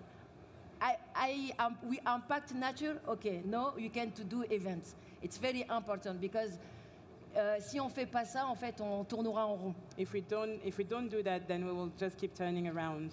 It's why I am very impact with desertification because the world change, technology, everything change. But we have to return to. Il faut qu'on retourne à ce qu'on était. We have to go back to what we were. and which is nature, I guess. Nature. Yeah. Go back to a Yeah. relationship with nature. It's why I am here with you for 1 week. I'm very, very happy because yesterday, I have confidence. We all have child inside. You are right with me. Everybody have a child inside. And yesterday when I sleep, it's first time when I am with you with 1 week. I am very happy to sleep because like my child is happy because he see all the world same place is discussed for health, natural health, And I sleep. I am very, very, very happy. So thank you. Thank you for being here and sharing that with us as well. Staying with you, Asma. Yes. How can sports, particularly judo, help raise awareness in general, using sports? So you talked about ethical events that we have to make sure that the sports event respect the nature, yes. are ethical. But then, how do you want to use sports to raise awareness, particularly in terms of sustainable land use? Now you have to translate because this point is very important. Tu m'as demandé de comment on pourrait faire. Oui, à travers le sport. Et le judo en particulier. Judo, International Judo Federation now do dojo, ecology dojo. And for example, when we try not travel a lot, you choose the competition, small competition, not to travel a lot because when you take the plane every time, maybe you have 25 contests in the year, it's like too much. And maybe in the competition, no plastic, And the dojo, green dojo. Yes, you have like events, green dojo. And maybe sensibilization. Every time sensibilization, what country you go there, you sensibilization people. And we respect le climat. So in the summer, en fait, on respecte le climat par rapport à l'été. The climate and the seasons. Par rapport aux événements, When it's summer, you change the date for the competition. You have you follow the nature. It's not nature follow us. You have to follow the way in the nature. Because maybe for me the nature win every time. Of course, thank you, Naomi. Can you tell us how can young people, because I think you're the youngest in this panel, how can young people, especially women, contribute to creating a healthier and more sustainable future for both land and communities? Okay, I think young women are the key to build a healthier and more sustainable future. They have the power to change the game, playing in a new way. Through education, they can change the world of tomorrow, and through entrepreneurship, they can promote sustainable agriculture or create eco-friendly business. And if we continue to play with the same way we did, with the same rules and with the same impact on the environment, we will all lose. So hopefully, I'm convinced that young women have the power to make us win, but we won't win with half of them. So we need the support of the young men too. And if we all play together, we can overcome all obstacles, all the hurdle. So let's go beyond limits together and make this world better. Okay, I think as that's a beautiful message. As a content creator yourself, you also touch young people through your social media. Do you create strategies for that? No, I don't have a strategy. I try to make my best to be natural. I speak like I want, and the people capture that and love that because he sees someone to speak with her heart and without filter, and they touch them. So I don't have strategy. I just be myself, and it's good. And it does work for you to be on social media. So that's also a great way to touch and impact people, and especially young people, I guess. Okay. Yitzke, I'm coming back to you.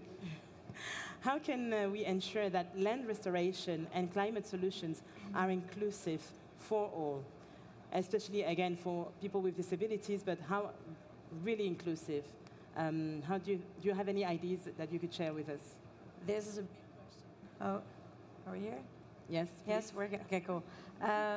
So, being part of this amazing COP, I already learned a lot about the policies and having conversations with other people who work for UNCCD. So we spoke about how the disabled rights are also included in policies, because this is where it starts. So disabled people need to have a voice, and I'm very aware of the fact that you cannot ask everyone what they need, although every individual has different accessibility needs. Think of mobility issues, sensory impairments, but also chronic health diseases. There's countless things. But really, it's important to include the voices of different groups. That's, I believe, where it starts. And then also athletes, of course, because again, sports super important to have recreational spaces when we think of the restoration of land, to build communities, and yeah, that would be my advice here. Yeah, part of the solution. And what would you like people to take away from this discussion, from this whole week of discussions? As you said, you learned a lot, but you're also here to teach us, because you have your own experience. What would you want us to take away from this meeting, the COP16? Please, my takeaway here would be, think of inclusive infrastructures in the restoration of land. To me, personally, super important. And then my advice here, talk to as many people as possible, because everyone is here with the same goal. And I really love to be part of this and also learn. Not only give advice, but learn as well. Thank you very much. Asma, will ask you the same question. What do you want people to take away, to learn from you, from being here, when we leave the COP16? I'm first want to apologize UNCCD, because to give us, the athletes, the voice, because for us it's very like a lot of gratitude, because for Naomi, for us, like his our impact, because like we inspire a lot of many peoples, and for me now, the include the sports, it can change because the young generation watch sports, watch like maybe artists, singer, he watch it, and maybe when you put our voice up and we engage it, maybe the new generation can maybe hear us more, because sometimes it's more difficult to understand. I know many people don't understand desertification, what does it mean.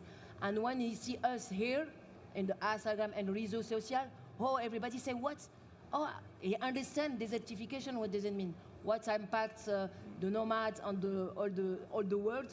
Because now the desertification is not impact just in Africa. All the world, the same problem in Mongolia and everywhere, in Asia, in America, Latin.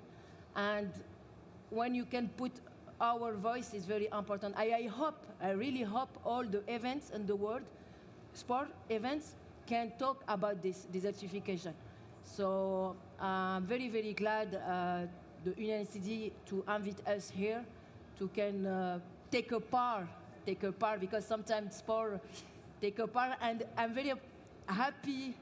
Maybe many people here, but you are here, and it's important to put the voice. Oh, my English is so bad. I'm so sorry. It's boring for you. I know, but I want just to finish that. You know, my heart it's nomadic, 100%. You know, I know that, and I want to finish quotes. Change my life. Ubuntu is I don't say it's good. Ubuntu. It's like in Swahili. It say, I am because you are. We are. I am because we are. And we can change. This is like just small quotes, but these quotes change all my life. What you impact you, it's impact me. What I impact me is impact you. So you are together, all the world together. You are connected. So I am very happy to be here. Thank you very much. And now, Naomi, I will ask you the same question as well. What would you want us to take away when we leave the COP16? What lessons would you like us to share or to bring when we go back to our personal homes and stuff? And first, I want to thank you. Thank you for being here today and listen to us. I want to thank the UNCCD for choosing me as champion. I want to thanks Asma and Jiske for being here with me. We are all together for the same goal, and I think, I hope, we get to pass our message to you, and now we can understand why sport and desertification are linked, and maybe if some dirigents are here, we can make action with sport and desertification in our country.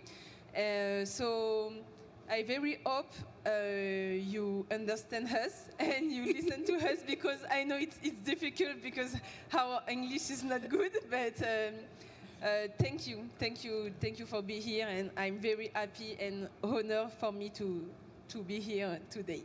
Thank you very much. So just to remind everyone, Jitske Visser is the Sports for Land Inclusion Champion.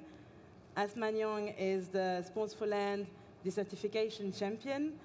Naomi Akakpo is the Sports for Land Food Security Champion. And we've seen earlier Franck Essier, who is the Youth Engagement Champion. I would like you guys to please give them a round of applause again. Thank you for being here. Congratulations on your distinctions. Thank you very much. Thank you. On va repartir par là. Sure. Picture? Yes, please, devant. Avec vous. You want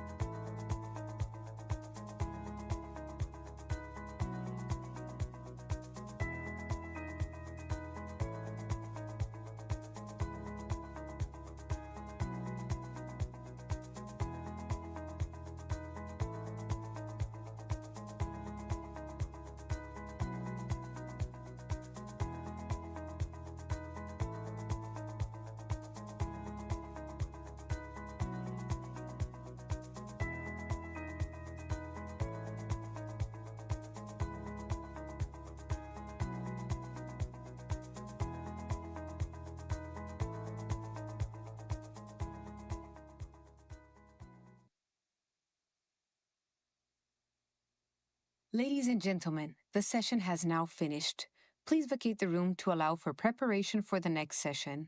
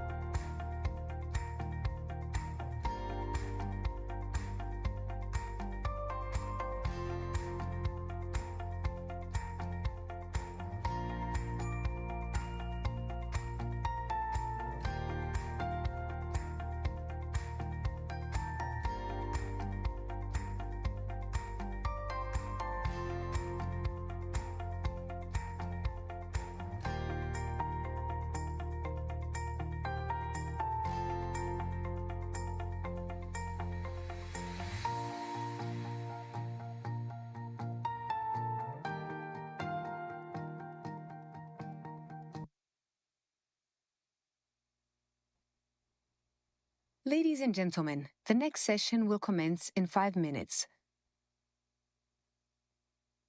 Ladies and gentlemen, the next session will commence in 5 minutes.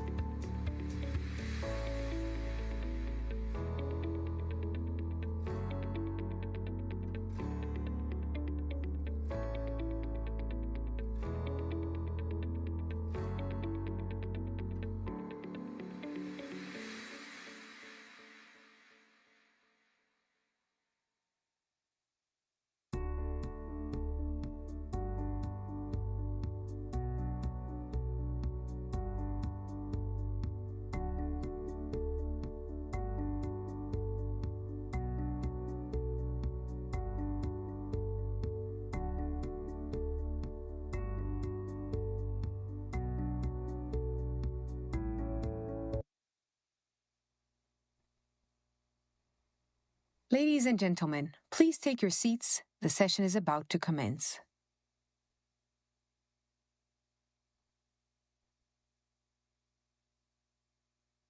Ladies and gentlemen, please take your seats. The session is about to commence.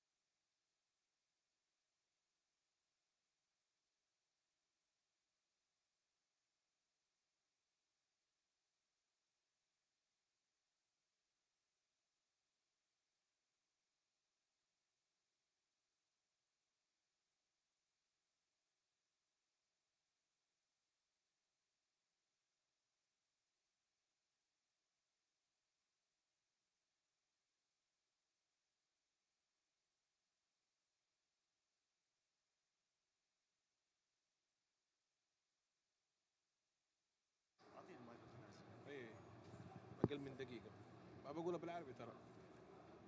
ها؟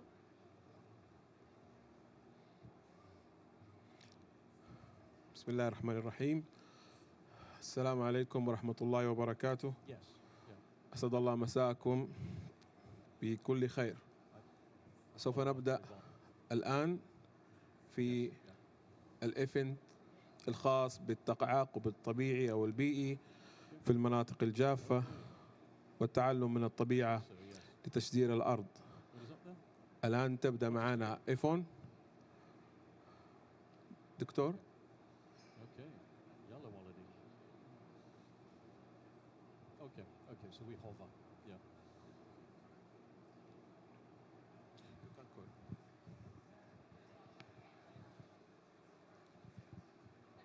You can call the. Okay, Okay, I will. everyone. Yes. All right. Okay, I'll give a. Yeah.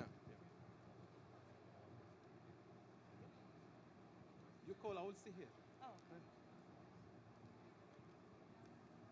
Yeah, we've got to give you the Madonna microphone. Good afternoon, everybody. Please take your seats and we'll start this session. So today's session is organized by the National Greening Program at the NCVC, the National Center for Vegetation Cover and Combating Desertification. And today we're going to focus on ecological succession in drylands, how we learn from nature to green the land. And really, in terms of the National Greening Program, it has a mandate to deliver upon the Saudi Green Initiative's goal of growing 10 billion trees and regenerating up to 40 million hectares of land. And so we have many of our colleagues that were involved in planning the master plan for that.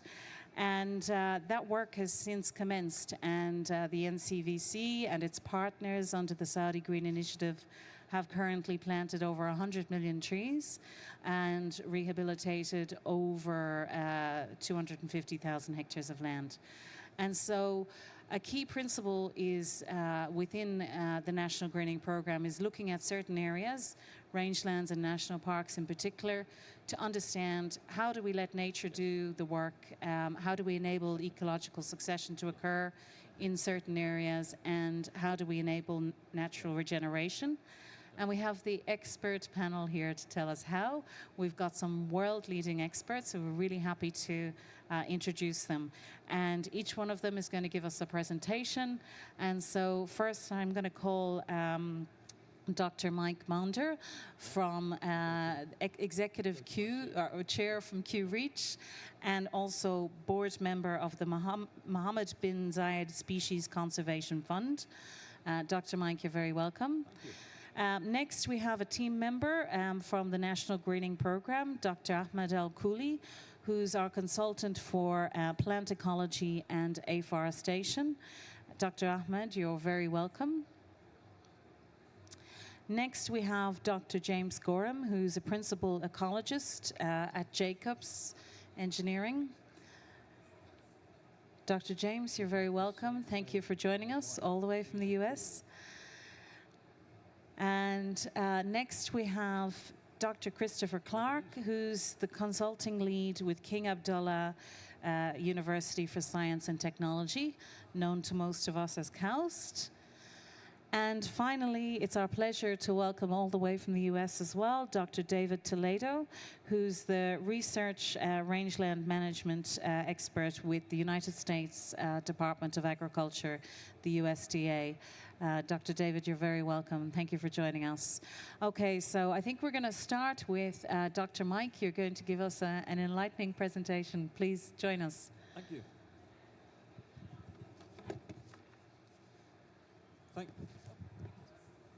Good afternoon, everyone. Thank you for coming. Yvonne, thank you for the introduction, and my thanks to the Saudi hosts for inviting us to join this meeting. It's an incredibly important meeting, and we're delighted to be working with NCVC. The job of the keynote speaker is to say a few words and get out of the way and allow the talent to talk. So that's the talent. I will be introducing a few comments just to set up some discussion points. So a friend of mine once said, the future is already here. It's just difficult and dispersed, and it's difficult to find. I think this meeting has shown that there's a lot of glimpses of the future to be found at this COP. And what's clear to me is that restoration ecology is growing in strength, growing in relevance, and growing in skill. And the challenge we face over the forthcoming decades is to realize that we are delivering a multi-generational task. We are starting something that future generations must maintain and develop further, so we have the challenge of initiating something that will last for generations to come. And we have the challenge of making the science of restoration applied, simpler, replicable, and able to be used for thousands, if not millions, of hectares. And the science is strong. You only have to visit the university pavilion here to see the Saudi expertise and the Saudi commitment to research on restoration ecology. You all know this. I don't need to talk about this. We know that it is an urgent issue, and it's getting more urgent by the day, by the week, and each new set of droughts, each new set of floods, each new set of heat records that are broken tells us that we need to get on with this. And I'm particularly interested in looking at the restoration of those hybrid landscapes where people live and biodiversity live, and looking at the integrated restoration of those landscapes.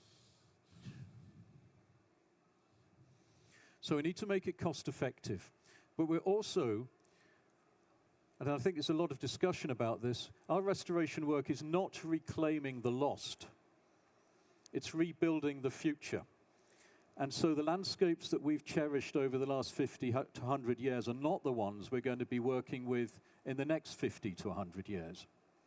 And we're going to have surprises, good and bad. As we look at natural regeneration, we're going to have some real surprises as invasives, new species, new ecological interactions come up. But ultimately, I think we'll also be delighted by the increased biomass of plants, fungi, birds, mammals, and the new interactions. I asked a Kenyan colleague who was restoring dry grasslands, what would be the index of success? And he said, fat goats. I said, what's the negative indicator of success? More locust swarms. And he said, I want to get the goats out before the locusts get in. So we're going to be surprised by lots of things that we had not anticipated. This shows we can do it. This is no grazing, grazing. This also shows how perhaps we shouldn't do it, because grazing is part of the ecology and social dynamics of much of our arid lands. And this is one quick, efficient way to piss people off, is to put a fence down and exclude. So we've got to be wary of that. And we also need to be wary that restoration is ultimately always about someone's land, someone's community, and how we find business and economic opportunities whilst working with natural regeneration.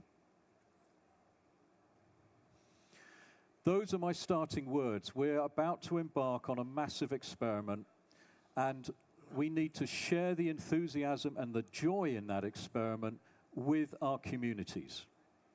We need to build restoration into national identity. The Costa Ricans have done it. The South Koreans have done it. I think the Saudis are about to do it. Thank you very much. Dr. Mike, thank you very much. Professor Al-Kuli will welcome you next to present. Thank you.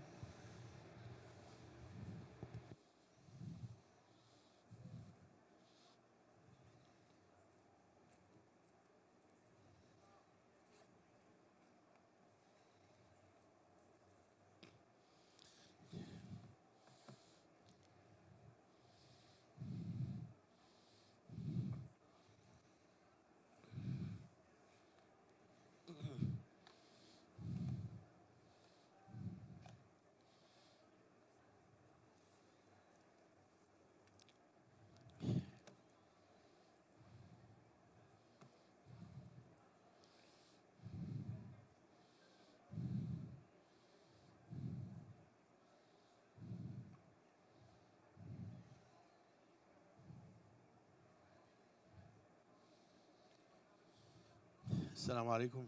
عليكم السلام. أنا دكتور أحمد الخولي ومستشار في مركز الوطني للغطاء تنمية الغطاء النباتي. My topic today is the natural regeneration of vegetation in dry lands. We talk about the case study in King Khalid Royal Reserve.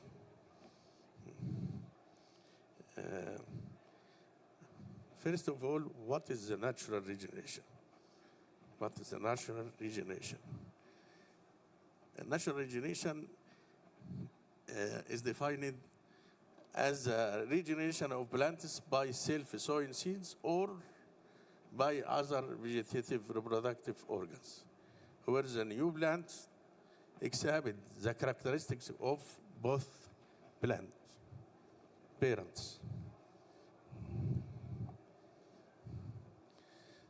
Some factors affecting on or control the natural regeneration.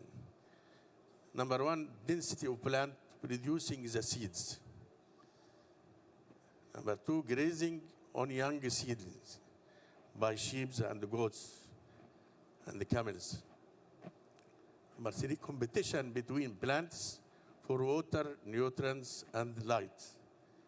Number four, quantity and conditions of seeds, including the number and the viability of seeds, and the presence of insects and birds that eat the seeds. Number five, soil condition, including compacting of soil or soil erosion or stoneless, etc. And the last, the factor of climatic conditions, and the natural hazards as floods, drought.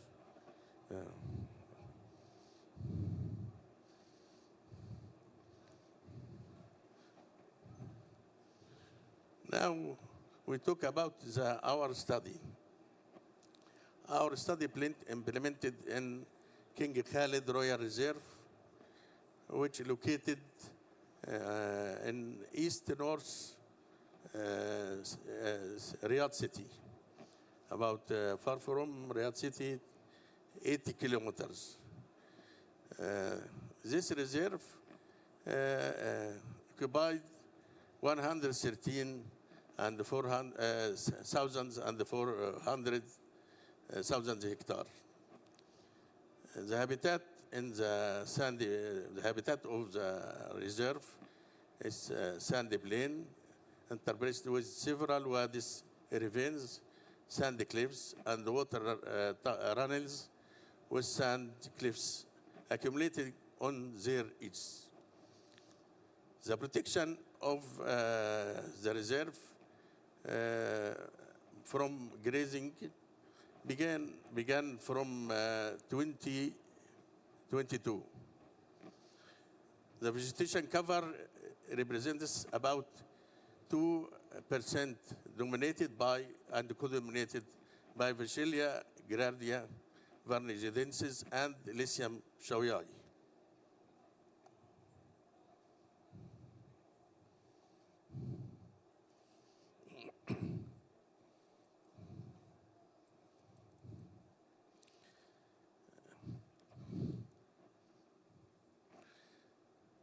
Now we talk about the methodology. We are summarize the methodology in some steps.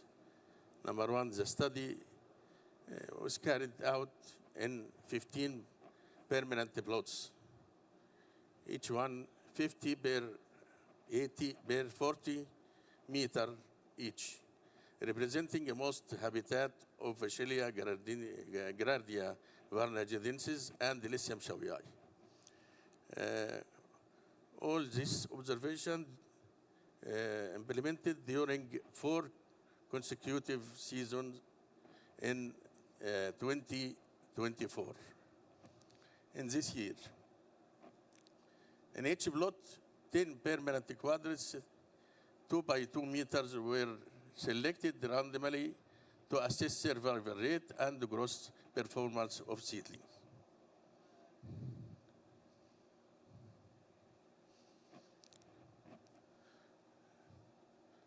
First of all, the seedling of the investigated species are divided into 3 ages, depending on their growth performance, the height and the number of branches and number of leaves. 3 categories, less than 6 months, from 6 months to 1 year, and from 1 year to less than 2 years. The average density of both species calculated in 3 random quadrants, 10 by 10 meter.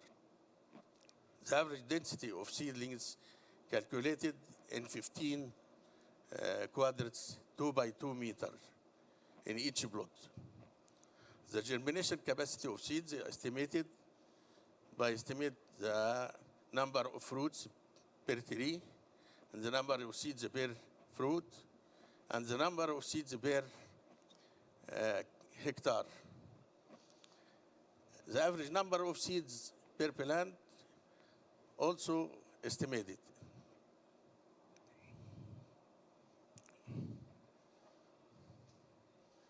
The growth parameters of seedlings are estimated, including the number of branches and the number of leaves. The meteorological data was registered during the 4 consecutive seasons.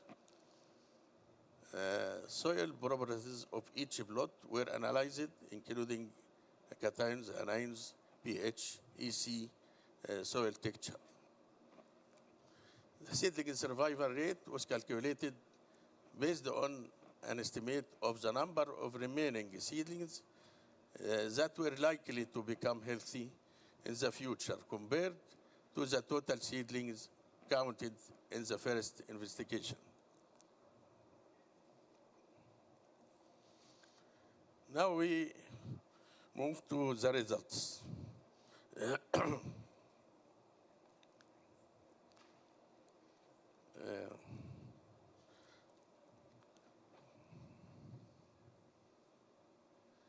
The average density of Vachellia gerardia varnagedensis was 153 plants per hectare, while the average density of Lycium shawiai was 170 plants per hectare.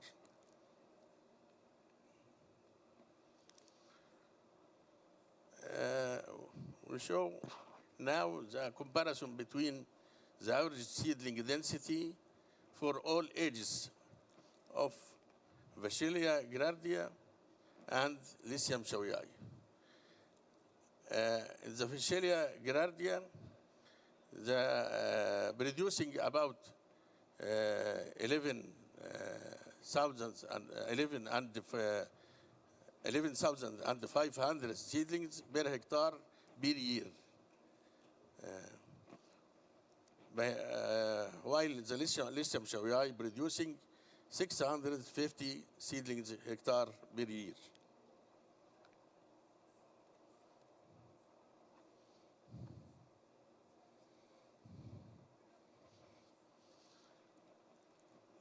The survival rate of all the ages of Vachellia gerardia reached to 57.7% after about 1 year, while Lycium shawiai reached to 78.8% after about 1 year.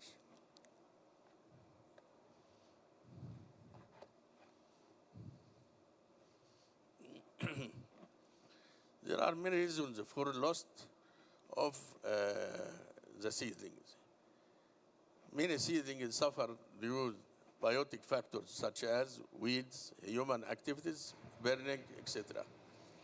And the seedling also suffer from environmental factors such as drought or frost.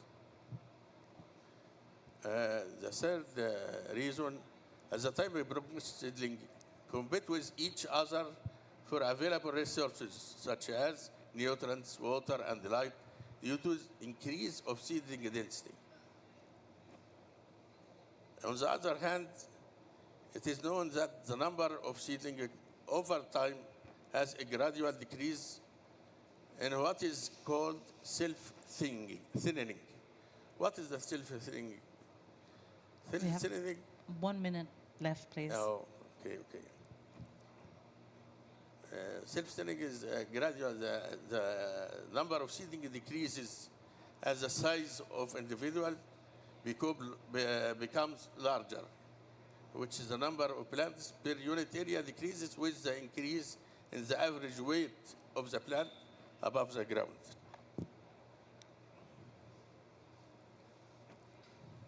This result of germination capacities, I will summarize in this slide. 1 hectare is expected to produce about 26,000 seedling per hectare in Vachelia Grandia.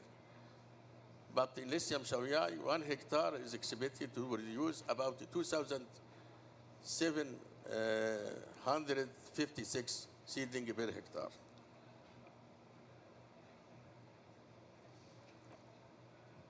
This slide showed the the performance growth of the seedling, where the average growth rate of seedling density in both investigative plants decreased gradually from the first observation in winter to the fourth observation after about 1 year in autumn, parallel with the decrease of precipitation and the increase of temperature gradually. We note the high temperature in summer. We conclude high temperature in summer season has negative effect on the density and the growth rate of Lithium Shawiai seedling compared with Vachelia Grandia seedlings. The average seedling density of both investigative plants decreases in saline soil. Conclusion and the recommendations. Natural regeneration should be the number on priority for revegetation in KSA and for addressing climate change and land degradation using a simple and low-cost technology. It requires policies for preventing it, such as fencing Thank for you. avoiding grazing. We'll wrap up now. Thank you. Okay. Okay, thank you. We'll invite our next speaker to the stage, Dr. James Gorham. Dr. James is the principal ecologist with Jacobs from the US. You ready to go? Yep. Go ahead. Good afternoon, everyone. It's been a real privilege. Can you hear me? No? No? Can we get the microphone for Dr. James, please? God, I didn't like that thing anyway. Yeah. Sorry. It's all wrapped up. Yeah, all right. Well, hang on. I'll get there. It's been a real privilege to be here. I think the thing that I've enjoyed the most is the enthusiasm of the young Saudi volunteers just about the future of their country and the biodiversity that they're championing here. But I want to talk today about ecological, my presentation. Oh, there it is. Thank you.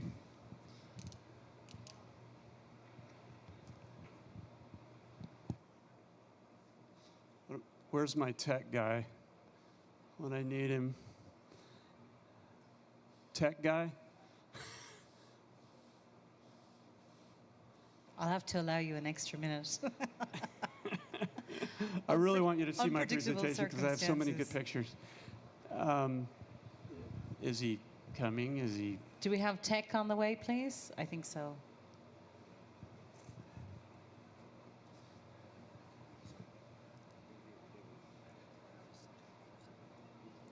There's what? Okay, so it's in process.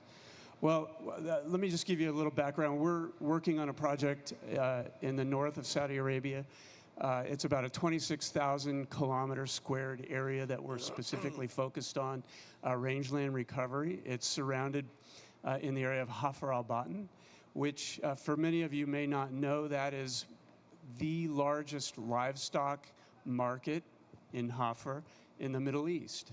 So it's really a significant rangeland surrounding that, and it's a significant part of the Saudi landscape in terms of range management.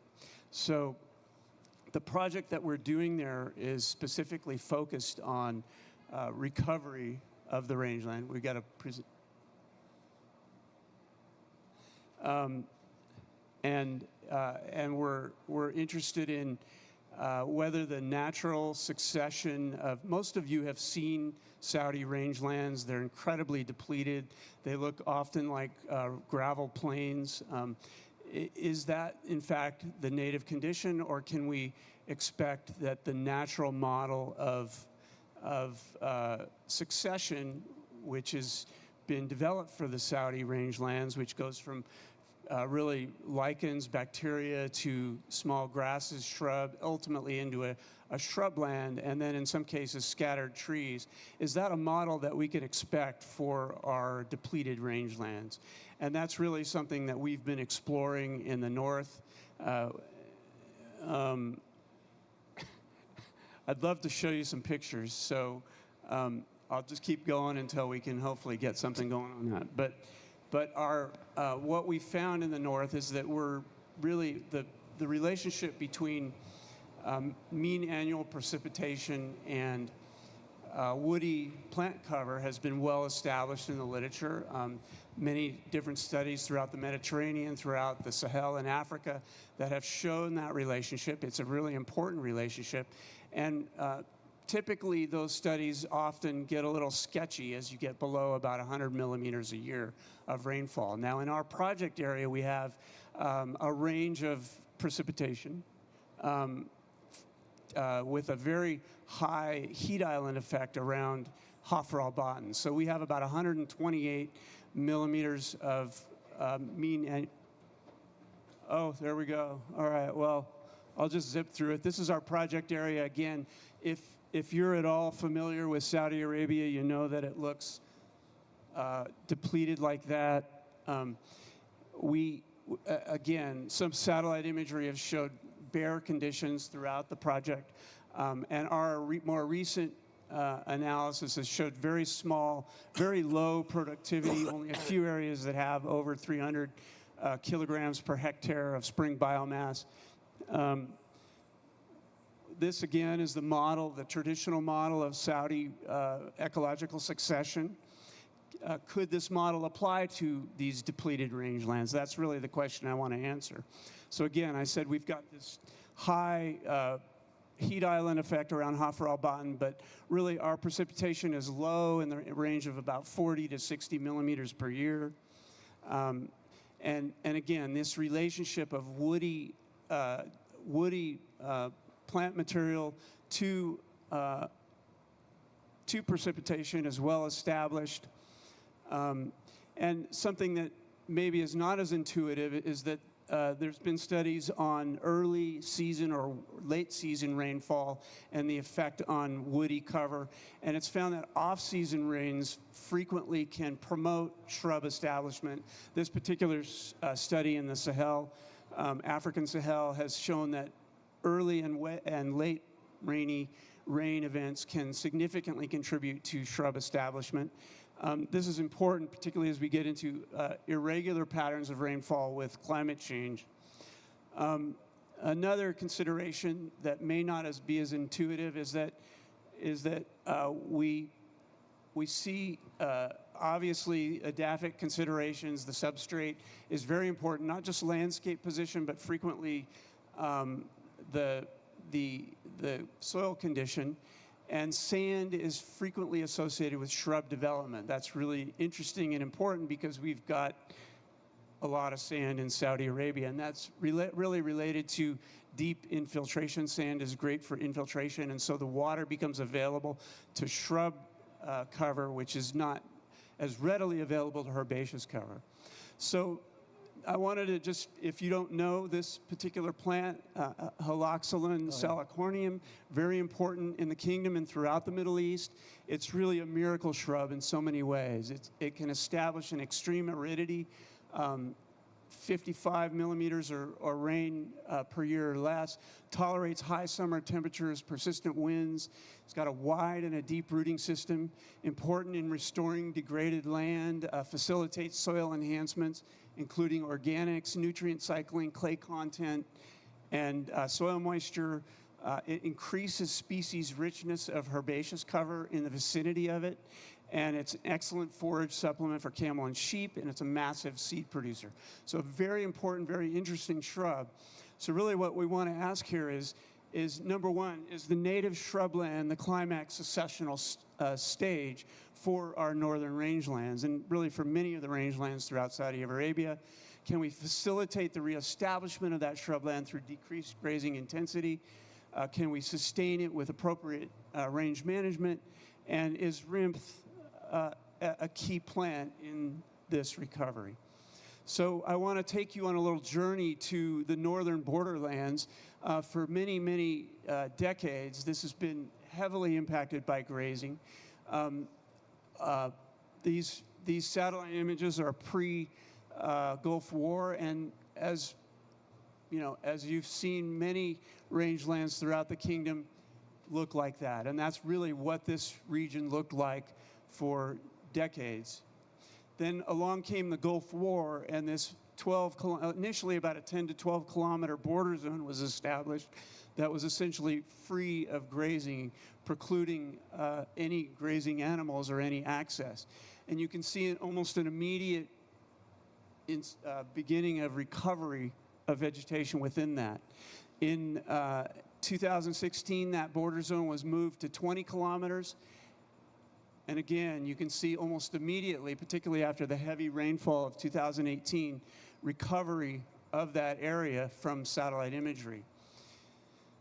Ground truthing, we've done ground truthing in this area, and it's fascinating. You can see, in fact, that's the border zone. It's a berm, and you can see initially just a few shrubs, but successionally we start to see shrubs abounding throughout that zone until we really get to this later successional stage that is dense with shrubbery and well established in herbaceous cover. And if you drive the road to Kuwait, you'll see expansive rangelands like this with well-developed shrublands.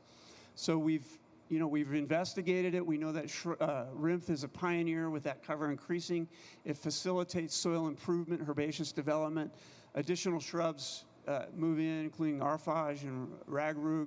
So it's really an interesting recovery, and success has been fabulous, in fact, in those zones. So we begin to see ecological recovery of an entire ecosystem. We're seeing native plants are rebounding, soil development and recovery. We've seen invertebrates move back in, and native wildlife. And in fact, we're seeing significant development of endangered animals in the vicinity of that border zone, including gazelles, Arabian wolf, and other really interesting and endangered animals. So it's an exciting development, and it's visible from space. You can see, in fact, that whole zone. It's not something we're imagining. It's very real, and it's very significant in terms of recovery at the kingdom. So how's my time? I got a few minutes? One, maybe? This is just our program in the Northern Desert, where we've got stakeholder public engagement, research and investigations, protection and restoration. We're really looking at setting aside preserves where we can enhance this sort of succession through development that's using that model of the border zone. And there are many facets of it. We're putting about 360 kilometers into preserves, native nursery for seed production, water harvest techniques, and other measures like that. So thank you. Sorry for the technical challenges. I was going to show, I have one more slide with references if you're interested. So. Thank you very much. That was great. And now we'll welcome Dr. Christopher Clark from KAUST. Can we get Dr. Christopher's presentation on screen, please?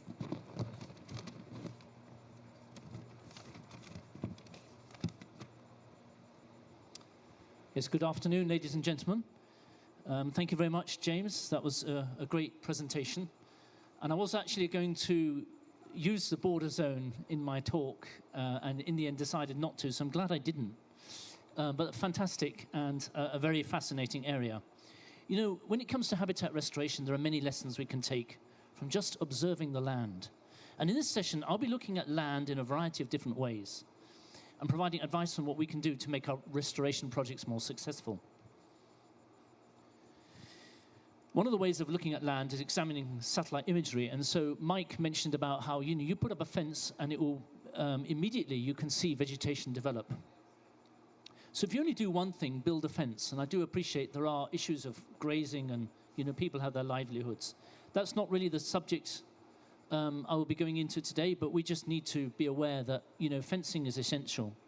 And if you do one more thing, more than one thing, start with fencing.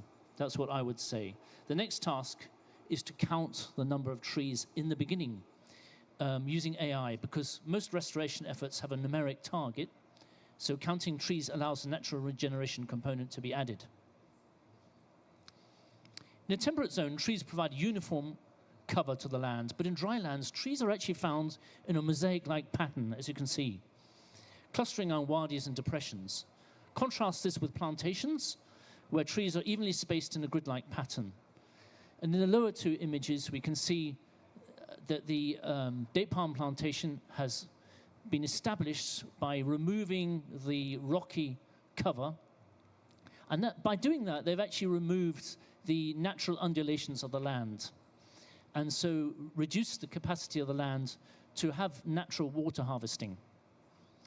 Now, if you look at the image on the right, top right, this was an experiment where trees were planted using the same amount of water, but the water was delivered in a different way. And one of them, the water was only given once every 2 weeks, and the other one, the water was given every day. And the one where the trees received water only once every 2 weeks, but a much bigger quantity, did much, much better. But in the experiment, both groups had the same amount of water. So it just shows that we need to copy nature as much as we can. Ideally, we should not irrigate at all, as groundwater reserves are finite and limited. This slide shows trees growing in different parts of Saudi Arabia without irrigation. They all benefit from man-made interventions that harvest natural water and rainfall and redistribute it, so some areas get more water and others less.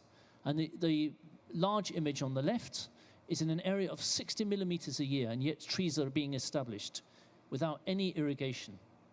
Notice the patches of light soil upstream of these banks. And here you've got silt collecting, and the trees are growing, benefiting in the silt, where you have higher mineral content, higher organic matter, and also the banks hold back some of the water. In plantations, the land is level, so there's no possibility for water harvesting. Trees are typically planted at the target final separation distance, but make no allowance for the fact that trees produce trees. While this creates an initial higher density, it results in high establishment costs, as all trees have to be brought in artificially. So we have to remember that trees can produce trees, so no need to plant at final target density. One of the KPIs relating to number of trees, and it's easy to focus on quantity rather than quality. But in commercial forestry, trees are planted at high density with short rotations to maximize wood production. In a comparison of a 60-year-old stand with 450-year-old Douglas fir in the USA, Harman et al. 1990 found the older stand to be better for wildlife, tourism, aesthetics, hunting, and twice the carbon sequestration of the plantation forest. So it just shows that, we need to look long term. Areas that appear relatively vegetated in drylands can actually support much more vegetation than we think. So here we have an example. On the left, the blue bars are the ages of the trees in Mount Sinai, in the Sinai Desert. And you can see that the theoretical amount of trees is actually 3 times what actually is there. And the loss is due to overgrazing. Another way of measuring desertification is not to count tree height, but compare satellite imagery over time. This has been done in a wadi near Jeddah that apparently looks well vegetated when you're there. But when you compare the numbers between 2003 and 2023, you can see that actually there were 20 years ago, there were 3 times as many trees as there are now. So it just shows you that, we can, just by doing nothing and just fencing, you can really get a substantial increase in the number of trees. In the Yemen, it was a habit of kings 2,000 years ago to write on the rocks about their hunting expeditions going back 2,000 years. The number of animals killed is truly extraordinary. And while there's a chance the kings could have exaggerated, like the proverbial fisherman, the consistency of the numbers plus accounts from elsewhere suggests they were telling the truth. The Greek explorer Agathocleides of Cnidus traveled the coast of Saudi Arabia 168 years before Christ, 800 years before the Hijrah, and spoke of large numbers of game, as you can see here, with lotus plants as tall as a man, plus abundant lions and leopards. The Yemeni accounts do not mention vegetation, but thousands of ibex and even leopards and cheetah hunted could not have existed without substantial vegetation in areas that are now completely barren. Given the similarity of the climate of what we have today, it makes us realize that we actually have no idea what ancient Arabia really looked like. As with the rewilding parts of Europe, as Mike mentioned, we could be in for some surprises. Another way of going back to time is to compare old photographs or engravings. This one here is of Al-Bada', the caves of Shuaib, engraved by the German explorer Ruppel in 1826. Unfortunately, no plants in these pictures, but several Saudi Arabians have found the exact location from what are very obscure photographs taken from explorers even up to 100 years ago and posted these on Twitter. These are shown here in case you want to actually look at them later. So altogether, there are 61 then and now pictures, and 16 of these have much fewer trees or shrubs now than in the past. This is of Ainuna in the Tabuk province. This is from the fabled White City, which is where the Romans launched their unsuccessful occupation of Yemen. But we can see that actually more than half, just slightly over more than half of areas actually have more vegetation in the past than they do now. 14 of the 61 comparisons showed no change over the time of the comparison. This is the Dathami Wells, taken from the Rickmans Philby expedition of 1953, and available from the Catholic University of Louvain in Belgium, which matches a photograph that I also took when I was there. And surprisingly, some sites are actually more vegetated now than in the past, without any intervention of the Saudi Greening Initiative. This is an example of a wadi. I must thank the Frobenius Institute of Germany for providing the quality image at the top, and also to Mohammed Atiq al-Ramali from Hail, who's created more then and now images than anyone else. In summary, while more than half the land has been degraded, just over a quarter actually is in better condition than in the past. This should be an encouragement to all involved in restoration, as it's not all bad news. And now that there's so much support and resources, let's hope we can see a real positive change. But there's another lesson from these images, and that is from the quarter of the areas where there was no difference between the old pictures and now. And it shows that there are some areas which are simply not worth restoring. So when it comes to suitability for restoration, there are 5 steps that we should take when choosing where to establish trees. Think of this like a resolution, with each step becoming more focused. The first step should be focusing on areas of highest rainfall, as shown in the slide on the left. The establishment of trees in these areas will see the most impressive results. While this is true on a macro scale, it's also true on a more localized scale, as shown in the image on the right. This shows an area north of Jeddah with a road running north to south. Areas to the left are fenced, so ungrazed. Areas to the right are openly grazed. Also, the north half of the image is a wadi. You can see the dotted line separating the wadi, and the south half is outside the wadi floodplain. And with these 4 different treatments, we can see by far the best is the top left, which is ungrazed and wadi.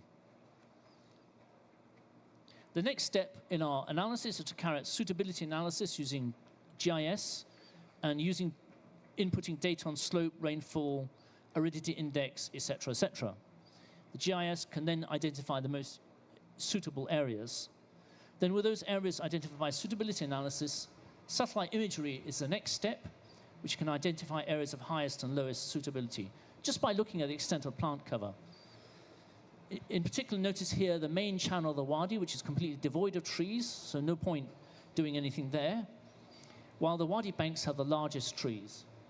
And occasionally, high water flow during storm events is the reason why we wouldn't plant trees in the main wadi. So these areas of plant cover are what we call fertility islands, and notice these are places where water collects, but also they have higher nutrients, as studies have shown. And this is because of the silts that have been carried down over the years, plus higher organic matter. And these are the places where we should really focus our restoration efforts. Also, avoid rocky areas, and wadis are very good.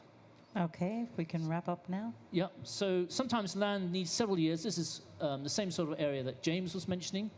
And just to say that, you know, sometimes you just need to give it time to just to let the land grow, and then that shows. You can see the darker patches developing, and those are the areas where I would actually start doing any tree planting. Finally, you can't make shortcuts, as restoration is succession, and so, you know, time is of the essence, and Yvonne is just stopping me from saying anything more, so I better leave it at that, and thank you very much. Excellent, thank you. Now I'd like to welcome Dr. David Toledo, lead research, rangelands and management expert with USDA. Dr. David, you're very welcome. Can we show the slides, please, if we have some? Great. Thank you very much for the invitation to be here speaking to you. And what I'm going to present to you is it connects a little bit to what we've heard before in terms of ecological succession, but it brings in a new framework or a new system that is being used in the U.S. Or has been used in the U.S.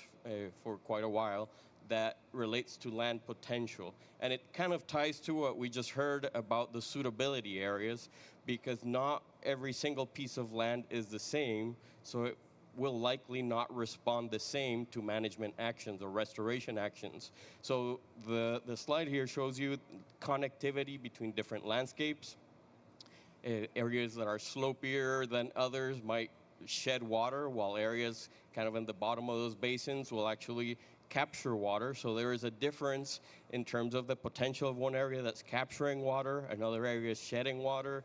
The area that's capturing water is probably capturing more nutrients. So there's a difference in potential of these areas, and that potential is reflected in the soils, as we see in this landscape in southern New Mexico and parts of the U.S., where there's a difference in soil layers, and those differences in soils will affect the potential of those areas to grow certain types and amounts of vegetation.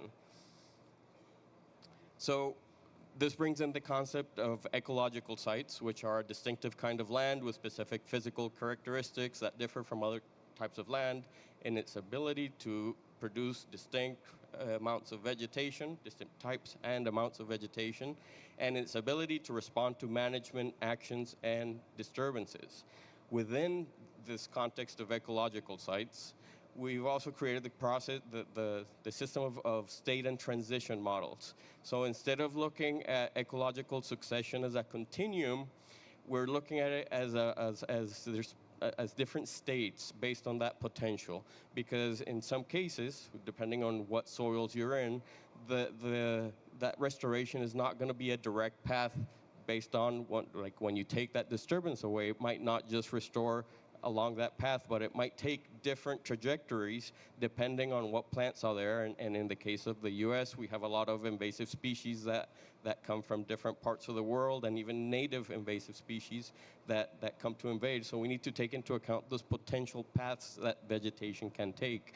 And in this case, we have a reference state, so the state, what we would expect for an area on the top left, which is, in this case, a mixed grassland state. And the other states, those arrows represent transitions between the states, thresholds, and those thresholds are represented by changes not just in vegetation, but it's also looking at hydrology, hydrologic function, and soil and site stability. So those transitions are punctuated by the potential of these areas and the different processes that drive community dynamics as they relate to hydrology, soils, and plants. So in this case, we see that there's arrows pointing to a shrubland state. In this particular ecological site, that shrubland state is undesired. And there's a shrub-dominated state, and if you notice, the shrub-dominated state doesn't have any arrows or has arrows pointing back to a reference state, so there's pathways of restoration in this case. So these state and transition models provide options for management that could drive one state from one community to another. And if you notice that shrubland state, there's no arrows pointing back, which signifies that once you get into that state, it's going to be very hard to restore areas back to reference. So I'm going to illustrate this with a case study from, again, southern New Mexico. We're talking about a gravelly area. And same stir and sensation model, but now we're going to look at it in terms of different indicators. We've created tools to address, to assess our rangelands and look at these indicators that I mentioned earlier: soil site stability, hydrologic function, biotic integrity, referring to the vegetation. And those tools are readily accessible. Anyone can access them and look at what we've created with these. These indicators actually relate to those transitions that I mentioned earlier in the state and transition model. So in this case, we have that grassland that is a reference state that shows a process of degradation. In this case, it was due to grazing. And that process of degradation is visible because of differences in plant functional structural groups.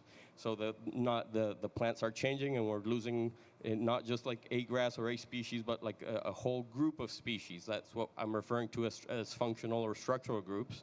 And we've also changed the distribution of vegetation, affecting how water runs through that ecosystem. So the ability of water to be captured and then safely released back to those plants has been affected. So there's a soil degradation process, but the main threshold that we show here towards the right is a physical threshold where we actually start to lose soil. So once we start losing plants, we start losing or changing the distribution of those plants, we start losing topsoil.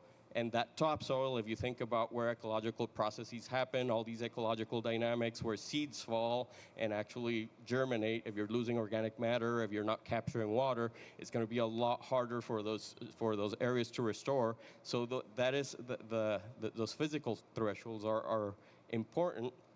And in this case, if you think about those arrows I showed earlier of going back from one system to another, when you have those biotic thresholds through changes in management, through exclusion of livestock or whatever the potential solution is, you can revert back to that reference state. But once you start losing soil, topsoil from these systems, that is the ultimate process that drives whether you can go back to the original system or not. So grazing management in this case, this is a case of the U.S., of course, very different from the context we've seen earlier. Just changing grazing management or putting a fence would not be a solution in this case because you've lost that soil resource, which would take many, many years to come back, centuries. So here, this is those soils, that soil map that I showed earlier. That process of degradation is reflected just by looking at these two soils are from the same gravelly ecological site. One of them is from a degraded area, one of them is undegraded area, and you can just see just visually, you can see the change in organic matter in those soils through the color of that, with the right one, the lighter one, showing less organic matter. So a few pictures of restorations that have been done using this system and using those different transitions to guide community dynamics, in this case, through changes in grazing management. And we were lucky enough, the picture on the right, through natural changes, increased rainfall. 2009 was a very wet year in this area, and through reducing shrubs through herbicides, in this case, that shrub was not desired in this area, and a lot of rainfall the year before, we had a really good grass establishment event, so that's what you see there. So these state and transition models are community-based, put together with different communities of users, people who have been and used these rangelands for a long time and have seen those community dynamics happen. Because I am a scientist, I get to a place, I don't know what the history of those places are in many cases, so including those local communities that have seen the changes and have experienced the changes and know how to manage these areas is important to be able to draw all these different connections and see the importance of different types of management practices. And it is an iterative process, because once you start applying something on the land, you realize it works or not works, you can also go back and change those state and transition models to adapt to these new realities that you're seeing on the ground. With that, I think I'm right at time. So. Thank you. Thank you. Thank you, Dr. David. That was excellent. And yes, we have run out of time, and I'm told there's no time for questions. But I would encourage our panelists to maybe stick around and encourage the audience to come and talk to them individually. 5 minutes. Okay. I mean, I'm told to cut, but let's take some questions, okay? Quickly. Quick answers. Ala Eddin Omar, King Faisal University. My question for Dr. Mike. Thank you for your nice presentation, short presentation, and attractive presentation. My question, did you know the plan for facing natural regeneration, climate change in future? Thank you. The very short answer to that yeah. It has to be very short, I'm told.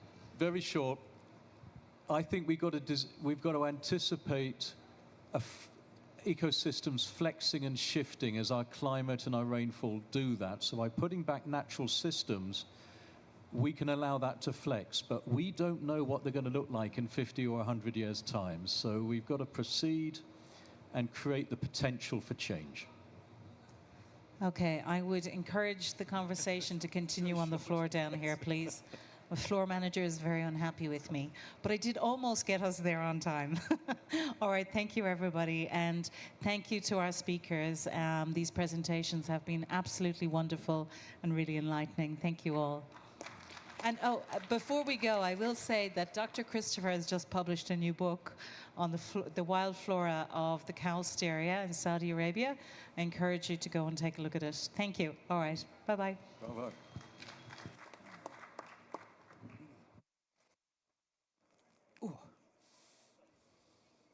Ladies and gentlemen, the session has now finished. Please vacate the room to allow for preparation for the next session. Those pictures are fantastic of the regeneration. It's just... Ladies and gentlemen, the session has now finished. Please vacate the room to allow for preparation for the next session.